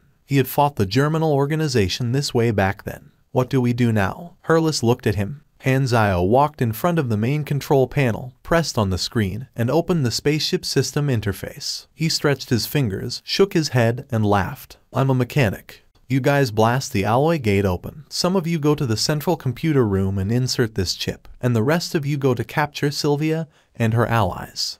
Hanzio guessed that Sylvia would be going to the escape cabin as soon as possible and escape before the spaceship entered the jump state, at the same time releasing all the emergency escape ships and trap them in the spaceship. However, he was a mechanic and could seize the spaceship's authorization. This was the flaw in Sylvia's plan. Hanzio's movements did not stop. He said while hacking, breaking through this system will take about 5 minutes, but the spaceship will enter the jumping state in 2 minutes. Sylvia will board the escape ship before this. Arashia, capture her. Upon hearing Hanzio's words, Arashia turned into energy form and left through the wall. Metal walls were meaningless to her. Only energy barriers could stop her from going through the wall. With the sound of air streams, the other escape ships were released, leaving only 2 behind. Just as the 2 of them was about to walk in, a tint of golden light appeared behind them. Arashia passed through the wall and made it just in time. Quickly, go. Sylvia clenched her teeth. She was about to enter the escape ship, then suddenly, the captain pushed her from her back and threw her toward Arashia. In times of danger, he could not be bothered about the fact that Sylvia was his employee. He just wanted to stall time. In midair, Sylvia turned around in disbelief. She did not expect the sudden betrayal of the captain. An energy impact ring expanded, sending Sylvia flying before she even hit Arashia. She bumped into the wall and fell down on the side. Her expression was distorted from the pain. Arashia straightened her arm. Her forearm turned into a beam of gold energy and swept at the 2 escape ships like a whip, melting through their shell and leaving a consistent red cut. It was clear that they could not be used anymore. The captain's face changed completely. After getting Sylvia under control, he easily gained the captain's authorization. The entire spaceship was under his control now. He cancelled the navigation toward the fixed star, and the danger was diffused. All the people on the ship were gathered in the guest hall. Around them were mercenaries who aimed their firearms at them. In the middle were Sylvia, Decker, and the captain, who were bound tightly. Hanzio sat on the sofa, placed his elbows on his knees, and leaned slightly forward, slowly scanning the 3 of them. His aura was like a crouching tiger, very pressurizing. The crew and the company employees did not even dare breathe loudly, despite them not being the ones who were being interrogated. Decker hastily explained the situation. A few days ago, the Tyrol group had prepared the supplies for floating Dragon Island and confirmed to let him take care of the handover. After that, Sylvia had found him and forced him to cooperate. You know about our whereabouts, so there's definitely an organization that provided you help. You're just a small girl and won't have such a vast intel network. Han Zio was expressionless. Plus, you bribed the captain to take the risk and fight a group of mercenaries, so you definitely depended on the power of that organization. Sylvia stared at Han Zio with a determined face like she had decided not to say anything no matter what. She was not willing to lower her head in front of her enemy. Bang! The sound of gunshots suddenly appeared. Smoke came out from the muzzle. Droplets of blood splashed onto Sylvia's pretty face. Her whole body shivered, and she turned her head and looked over. The captain's head had a penetrating hole of blood in it. The stunned expression was fixed on his face. He collapsed slowly, and the pool of blood expanded gradually. The captain had thought that Han Zio was going to interrogate him and was still troubled by what he should say in order to stay alive. But Han Zio was completely uninterested in him and gave him a bullet straight away. The widened eyes were filled with regret. The corpse suddenly changed shape into another man. This was the shapeshifting Esper ability, especially suitable for infiltration. Herless eyes sparkled. I guessed correctly. There is indeed a shapeshifting Esper. Seeing this, Han Zio could now guess roughly what had happened. Looks like the original captain died long ago and was replaced by this shapeshifting Esper. He's a killer you hired, and he should be the one that poisoned the cup as well. Sylvia bit her lower lip heavily. She turned her head to not look at the corpse. Despite her trying her best to stay strong, she could not stop herself from shivering or the tiny tears appearing in her eyes. She only looked like a teenage girl in the face of her fear of death. Yo, you might as well kill me too. Sylvia closed her eyes and tried her best to make an unafraid expression. I don't oppose that. The still hot muzzle pressed on Sylvia's white and smooth face. Through the muzzle, Han Zio could obviously feel Sylvia was shivering more and more heavily.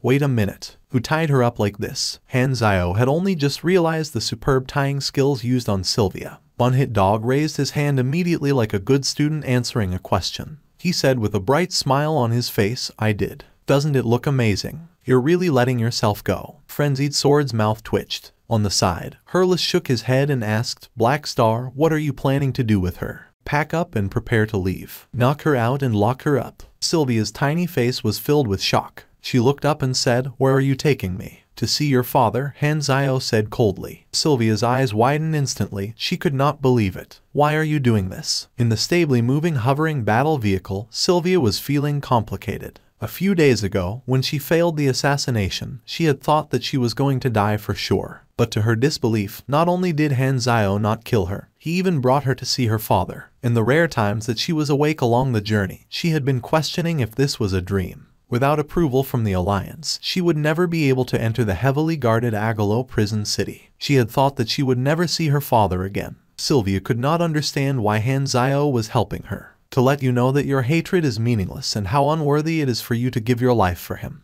Also, to let your father know about your death. I really want to see his expression when he realizes that his lies killed his own daughter. Killing people and destroying their spirit is my favorite. Han Zio shrugged. He could not be bothered with Sylvia's furious expression and opened up the interface. After he let Sylvia live, a new mission was triggered. Its requirement was to let Sylvia know the so-called truth.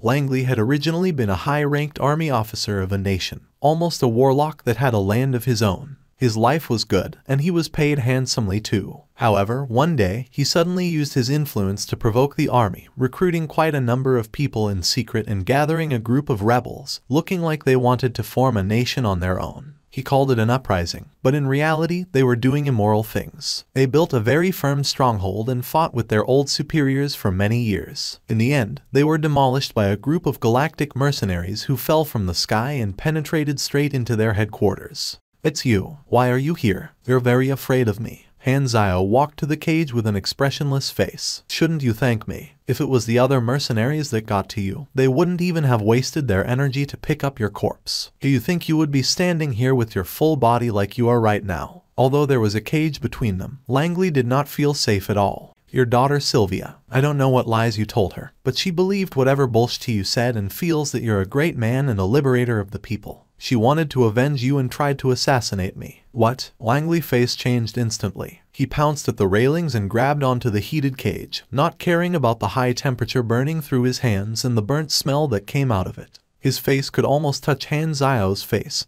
filled with anxiety and rage. Wah, what did you do to her? What else? Han Zio let out a sigh and said, Of course I killed her. I shot her from below her jaw through his head, opening a hole at the back of her head. Her brain juice and blood splashed all over the wall. One of my subordinates thought she's quite pretty, so he's planning to skin her face and make it into a specimen for display. Langley almost fainted. His daughter was his only motivation for staying alive. His expression became twisted as rage, regret, heartache, desperation, and hatred flashed past one after another. He growled like a beast approaching its death, and even his fear of Han Zio was completely forgotten. I will kill you. I will definitely kill you. Han Zio looked at the furious Langley calmly, and when his throat became hoarse from the screaming and could only stare at him while breathing heavily, Han Zio said slowly, "Okay, enough jokes. Your daughter is outside the gate. I captured her. I brought her here just to see you." Langley froze and could not react to it. He felt extremely weak from the emotional roller coaster. "You're a smart person. Whether I kill your daughter or not depends on you." Langley's expression changed many times. He lowered his head and kept silent.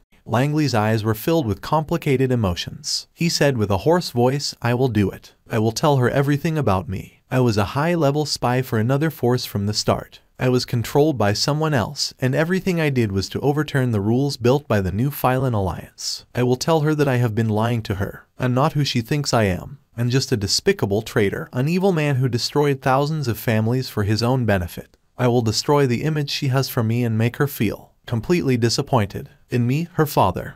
He turned to walk toward the door and left him with one last reminder. "Anyway, if I do not like the result after the conversation, I will make what I said earlier a reality. This is the one and only chance I'm giving you." He opened the door and left the cell. He immediately saw Sylvia's anxious face. She was staring at him with rage but could not control herself from glancing at the gap of the door. "Go in, you have 10 minutes. Han Zio waved his hand and told Arashia to let Sylvia go. Sylvia rushed into the cell and could not wait to see her father. After closing the door, the warden turned on the surveillance footage and monitored Sylvia's conversation with Langley. Sylvia's change in her expression could be clearly seen. She turned from anxious to stunned, then shocked. Then there was an intense argument. They could even faintly hear Sylvia's out-of-control howling through the thick metal door. In the end, tears gushed out from her eyes. "Completed. You have received 540,000 experience. It's 10 minutes. The warden opened the gate and brought Sylvia out. She looked like she had lost her soul. Her eyes were out of focus, and there were still tear marks on her face. She lost all motivations and was like a walking corpse. Her energy from 10 minutes ago was nowhere to be found. The strong belief that she had been holding on to had collapsed. Only then did she know that the great image of her father in her heart was completely built from lies. She had been lied to for more than 10 years. He was not a great man. Everything he did was despicable, and he deserved every bit of suffering that he had now. Even without the mercenaries interfering, he would have been defeated by the army sooner or later. If not for Black Star, her father would not even have been alive. Her world had collapsed. The warm and bright childhood images in her memories all felt different. Everything was a lie. She felt like her heart was being penetrated by 1,000 bullets. She could not even digest this information in a short time. Through the slowly closing gap of the door, Han Zio looked at Langley for the last time. This rebel leader looked like he was decades older, but his face was very calm. It even had a tint of relief. "Congratulations on growing up." When the flames of rage that burnt her senses away had extinguished, she finally spoke from her heart. "Thank you. You're a good person. And I'm sorry, really sorry." Han Zio raised his eyebrows. "Looks like the heart-modifying operation was a success." This girl was not grumpy anymore. She looked quiet and pretty. Although she was a mess after being captured for so many days, the dust on her face could not cover how pretty she was. "What is your plan?" Sylvia shook her head and looked lost. She did not know where to go after suddenly losing her goal. The galaxy was so wide, yet she had nowhere to go. She said softly, "The universe is so vast. I will probably go look at different places, hoping to find something else I can be determined on." "You want to leave?" Han Zio said with an expressionless face. "Did I allow you to leave?" Sylvia froze. The first rule of mercenaries, all jobs have to be paid. Our help was not free. Furthermore, do you think I'm going to let go of the fact that you tried to assassinate me? I'm in a good mood, so I don't want to kill you, but that doesn't mean you don't have to pay a price. You have to compensate for all my damages." Han Zio crossed his arms and snorted. I have no money now," Sylvia said embarrassedly and fidgeted uncomfortably. She had spent all her savings on this assassination, and those were the funds that Langley had left her. She truly had no money at all. "No money." Han Zio was expressionless. "Then you shall repay me with your body." Sylvia's eyes widened instantly. She blushed and stuttered, you. I'm just a kid. I can't. The players were all shocked and looked at Han Zio in disbelief. Holy, I didn't know you are this kind of black phantom. We're the same type of people. Bunhit Dog recorded it with glee. He was very satisfied. This was way too explosive. Arashia tilted her head and mumbled. This should be the human's action of sending a mating signal. Han Zio almost could not keep a straight face after hearing what Arashia said. He narrowed his eyes and said, "What are you people thinking? I have no interest in your body, I want your freedom." Sylvia immediately breathed a sigh of relief. She looked at Han Zio apprehensively. "Freedom? What do you mean? You have to work for me for 10 years. 10 is too long. Can you make it a little bit shorter?" Sylvia made the hand sign of a little bit as she spoke with a fawning tone. 12 years. No, 10 years is good. Sylvia hastily waved her hands. In these 10 years, you'll be my subordinate. If you want to escape or betray me, I won't give you a second chance. Maybe you can escape, but your father has nowhere to run,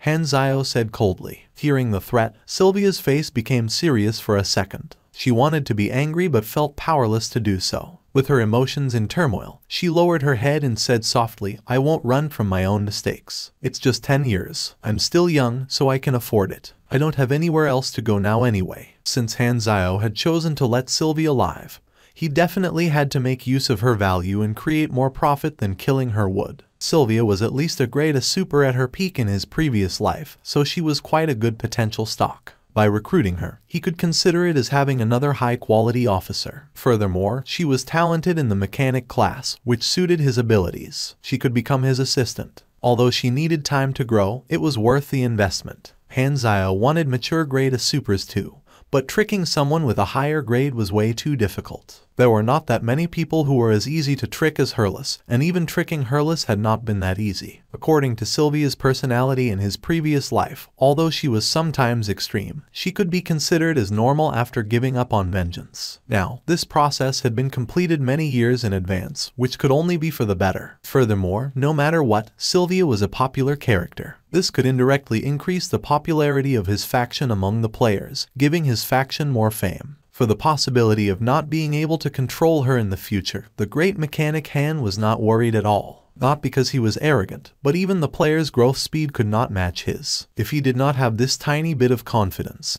he might as well go back to planet Aquamarine and open a pig farm.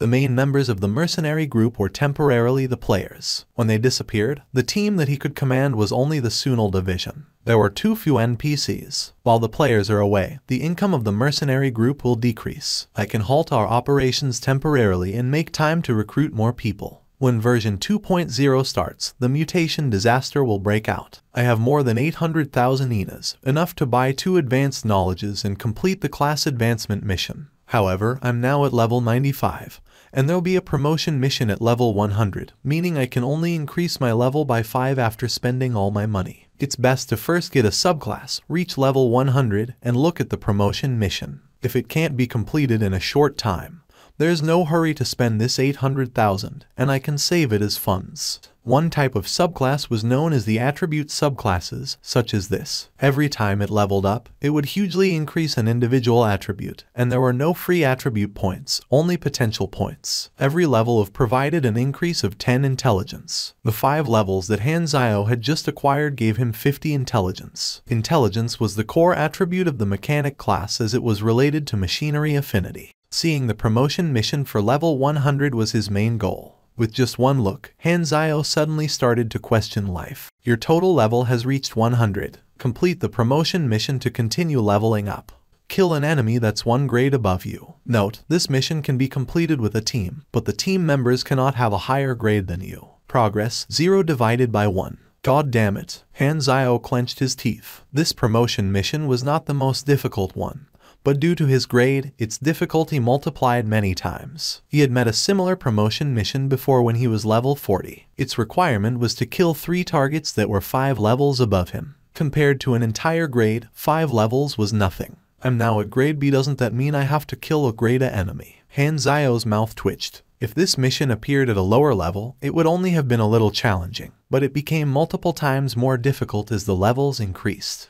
The Inhumans had helped Bennett build many sanctuaries, but after that, most Inhumans returned to Sanctuary 3. Wang Yu could not understand why they did this, so he thought it had to be because of his boss. He felt that only Black Phantom would know the reason. However, over the past few days, a huge number of Inhumans had migrated to the sanctuary from all areas without any warning. Huang Yu took this phenomenon very seriously. In the sanctuary meeting room, Huang Yu asked his subordinate, "Have we found the reason?" After he took control of the sanctuary, he had built a group of subordinates himself. The people here were all members of Darknet and worked directly for Bennett. No, we gathered intel from all areas and still have yet to find out why the Inhumans have mass migrated. Currently, the number of Inhumans in Sanctuary 3 has exceeded 800,000, and it's still growing. This is not a good sign. Huang Yu was very troubled. Although most Inhumans are peaceful, there are destructive ones as well. We have already been attacked a few times in the past year. If these Inhumans have an ulterior motive, the damage that 800,000 supers can cause is unimaginable. If not handled properly, the Sanctuary 3 that took 2 years to build might be gone within a night. Of course, there was no way for him to know that the reason that the players had gathered in Sanctuary 3 was because of the speculation that Galaxy Times made from the mission that Han Zio had left behind. Sanctuary 3 would very likely be a key area in the upcoming main storyline, and there was a very high chance for it to be a safe area. Therefore, most players had decided to go to the Sanctuary before the update. This way, not only could they get into the main storyline as soon as the new version arrived, but they would be safer than those in other places. In the dark conference room of a certain Dark Star mothership that was in stealth mode, what stage have the mutation sources that we planted developed to? Based on the time, the larval stage has passed. All mutation sources will enter the pupa stage, and the impacts have already been done. In an estimated time of around 1 year, the mutation source will enter the eruption stage. However, the time predicted is not too accurate. After all, we cannot control the thoughts of the mutation sources. Maintain the observation, Dark Star's leader said. Godera has obtained a mutation source, and we don't know how much headway they have made in their research. The plan needs to be improved. We can't wait for the mutation sources to grow on their own. After the symptoms break out, we need to take action. The details will be discussed again.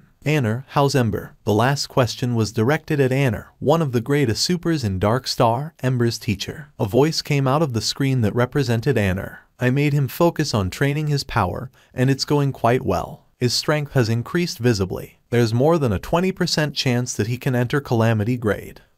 Rogue died in battle, and Vivira is imprisoned in Rainbow Prison, so we have an imminent need to add high-grade combat power. Esper currently has the highest chance to reach grade A, and his Esper power is very strong. Tell him I have high hopes for him. Meeting dismissed. The screens turned black one after another. The dark room returned to dead silence. In Sanctuary 3, ever since an officer breathed in some leaked paralyzing gas and ended up lying in bed for 17 days and 3 hours, Emerald Grass Alchemy Room was deemed a forbidden area. Compared to when Han Zio left, the size of the alchemy room was many times larger with more precise devices. Rows of colorful liquid drugs were placed on the shelves. On the table were transparent glass drawers with different plants inside, all original materials used to make drugs. Sweeping aside her hair, she reached out, opened a drawer, and tore off a petal. As she was going to throw it into the device and use it as the raw material, her movements suddenly stopped. Her power sensed something peeking, but it disappeared after a very short instant, almost like an illusion. Emerald Grass furrowed her brows slightly and looked toward the source of that feeling, but it was the plant that she had taken the petal from. Strange, Emerald Grass mumbled. She pondered and reached out to touch the plant again. The instant her fingers touched the plant, a shiver passed through her Esper power sense like an electric current and stabbed her heart deeply. Quickly pulling her hand away,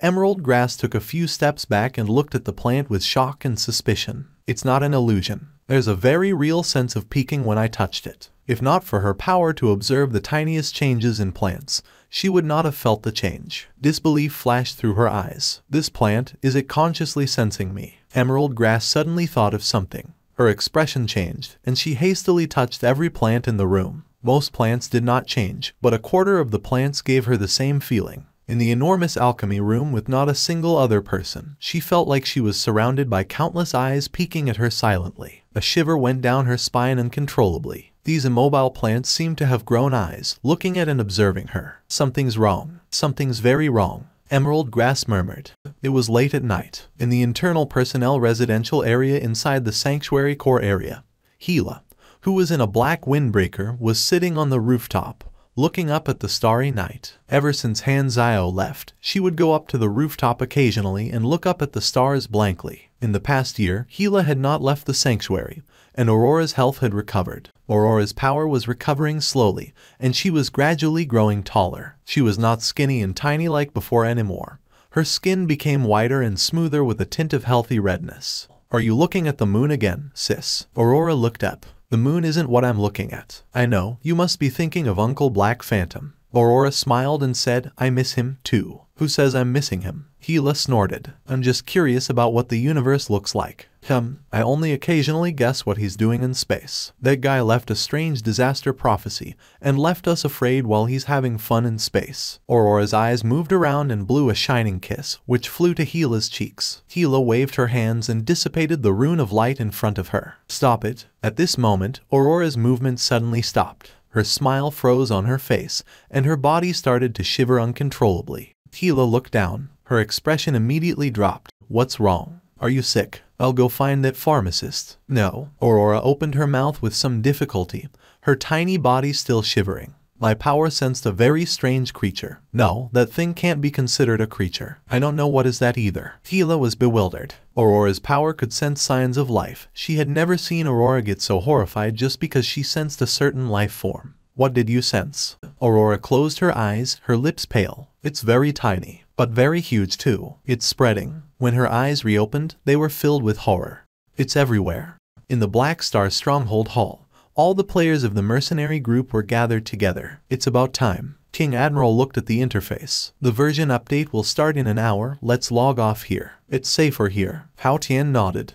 We will experience a time skip because of the update. There will be unknown changes, so it's best to stay in the stronghold," Frenzied Sword said earnestly. As one of the players from the closed beta, he knew that there would be a time skip after the update. Maple Moon gave a reserved smile, waved goodbye, and disappeared on the spot. They said goodbye to each other and logged off one after another. Soon, all the players in the mercenary group disappeared. They were not the only ones. The same thing happened at the same time on all 13 novice planets. Close to 10 million players disappeared together within a short period of time. In Jubilee Hub, the great mechanic Han was punishing Sylvia in the machinery modification room as he suddenly moved his eyebrows. He opened the interface, and a new notification entered his sight. Version 1.0 update activated. Saving data. Saving completed. Player forums closed. Update duration unknown. Please wait patiently. Hanzio tried to enter the forums, but the link had become gray, and he could not enter it anymore, just like when the closed beta ended. Hanzio closed the books, shook his head, sighed. Sipping on a cup of tea, he calmed his thoughts. "It's finally here." Sigh, tough days. Now that the players have disappeared, the force at my command is only the officers around me and the Sunal warriors. They're only mortal, so I have to act carefully. This year is the preparation stage for version 2.0. In order to have the upper hand, I have many jobs I need to complete. First and foremost is my promotion mission. The chance to complete the promotion mission through regular means was almost negligible. Luckily, he had the radical method, mission completion card. Its effect was to grant the mission reward of a mission and deem the mission as completed with the lowest rating. This was indeed suitable for promotion missions with no mission rating. As long as it was completed, he could be promoted. All your subordinates disappeared and still have yet to return after one day, Hurlis said. Players logged on and off regularly. Hanzio had given a perfunctory explanation, saying that it was the side effect of their immortal body. They won't be around for the time being, so I'm preparing to stop the mercenary group's business, not including your Sunals. And talking about us, then what are we going to do? Hanzio pointed at his own eyes and mysteriously said, "It saw some things again. Remember my promise to you. I can feel it, the time is near." Hurlis' eyes turned bright. "But I need to make some preparations. We will go to the Terralim star cluster next," Hanzio said. That's the closest star cluster to the wormhole cluster at the middle of Shattered Star Ring, and the area with the largest scavenger forces. It's very dangerous. What are we going there for? To find something, Hanzio said with a deep voice. A random reward would only be given after completing a mission with a high rating. Based on this, Hanzio confirmed his action plan. He was going to target the missions that he knew extremely well, and he was going to choose the ones that were not too difficult but definitely would be intricate to complete through normal means. This way, he could make full use of the advantage of knowing the mission well, and obtain a very high rating. With the sound of mechanical parts moving, the compressed orbs expanded into 30 mechanical Black Panther mechanical beasts and surrounded him. Go! With a snap of his fingers, the mechanical beasts charged forward into the alert area of the enemy's base. Gaps quickly opened up one after another on the ground, exposing 10 or so automatic machine guns that started to fire immediately. Blazing red bullets landed on the mechanical beast's armor, causing fire sparkles and continuous clanks. This extent of damage was nothing worth mentioning to the enhanced mechanical Black Panther beasts. 30 mechanical beasts culled the enemies one after another, cutting through muzzles quickly and swiftly with their sharp blade tails. The sound of gunshots disappeared very soon. All the automatic machine guns became scrap metal. The data stream of the base appeared on the analyzing screen. Hanzio started to hack it while keeping an eye out for enemies to suddenly strike. However, as he hacked through the gates program, no one appeared. This time, Hurless communication came with a sigh. "I've arrived at the garage. There's no spaceship here. Don't bother wasting your time. There's no one here." Hanzio's eyes twitched. The player in his previous life had needed to break into this scavenger base to get the mission item. But luckily for him, none of the enemies were even home. No wonder no one had appeared despite him having already arrived at their gate. "We really came at a good time." Hanzio was speechless. It turned out that he was fighting with the air all along. He quickly stood up and walked into the base casually. He had already shut down all the defensive measures. After he entered the stronghold, there was indeed no one inside. Although the base was not huge, it had everything it needed. Hanzio spent some time and completely hacked the system firewall, took over control of the base, and went straight to the warehouse. The warehouse was stacked with things collected by the scavengers, most of which was useless. Hanzio was mainly looking for the item that could trigger the mission, and after searching for a while, he found it without any twists and turns. It was a beautiful and detailed mini statue that looked like it was made by some kind of brown wood, yet it was as strong as high-strength alloys. It was the statue of a very strange creature. If it had to be described, it kind of looked like a distorted mantis. As Hanzio picked it up, a low and unclear voice suddenly appeared in his mind. "You have received item introduction. This is a statue that you have never seen before. You don't know what it represents or what meaning it has, but when you touch it, you hear a soft, faint voice speaking to you in your mind. Yet, when you focus on that voice, it disappears." Remarks: "This item seems to possess certain secret knowledge. Some people might be interested in it. This is it." Hanzio's eyes sparkled. This was a mission-triggering item, and he knew the origins of it. This statue was one item included in an item set that came from the Arcane Church and arrived at the central wormhole of the Shattered Star Ring from a distant star field. Then, it wandered and ended up there. The players could receive the related mission through two methods. One was, of course, to get this item first and meet the person that would trigger the mission later, and the other was to first get clues from that person then find the item that would trigger the mission. In conclusion, no matter which method was used, it required a certain amount of luck. However, Hanzio did not need to go through such trouble. He could head straight for the key item. This phenomenon of giving someone an illusion of hearing voices in their head was a characteristic of the psychic current. The psychic current was very unique and could occur through various means, such as the thoughts of many creatures being enchanted onto on target. After a certain amount of time, this item would produce psychic current once it had gathered enough thoughts, like a container of gathered thoughts. The most well-known example would be sacrifices and prayers, and this statue was made from exactly that. "Shall we leave now?" "Don't be in such a hurry. There's no one here, and we have plenty of time." Since they had arrived while the enemy was out, they definitely had to take more things with them. No, that was too petty. They should take the entire place. Without hesitation, Hanzio called Hurless and came to help those scavengers move house. Base system chip. Take it. Defensive devices. Take it. Alloy wall. Take it. After quite some time of tearing things down, whatever could be taken from the base was removed and put into more than a dozen supply boxes. For a mechanic at Hanzio's level, the speed of tearing things down was extremely fast. He roughly estimated that those items could be recycled and turned into more than 2,000 INA's worth of machinery parts. Hanzio looked back. The scavenger base had already become an empty shell with open gates. No, the gates were already gone. Even the floor had been pried open, exposing the wires below the ground. A few days later, the scavenger spaceships finally returned to the planet. They had made quite a good profit from picking up trash near the wormhole clusters, so they were rather joyful. However, when the base with missing gates and an empty interior entered their visions, everyone froze in place. "What the hell? Where's our base?" The scavenger captain rubbed his eyes and made sure that he was not seeing an illusion. His face turned furious, and he howled, "Who tore down our base?" This planet was completely unpopulated, and it was in a very rural area. They had spent quite a lot of resources to build a secret base there and never exposed its position. How could anyone know where their base was? Black Star, the scavenger captain, was stuttering. What were galactic mercenaries of that level doing here? They exchanged looks and were immediately discouraged. Now, they suddenly felt glad they had not been in the base when it happened. If they had faced Black Star, they certainly would have died. Suddenly, the scavengers felt that losing a base was not so unacceptable. Thank you for watching. Subscribe and enable notifications so you don't miss the next chapter.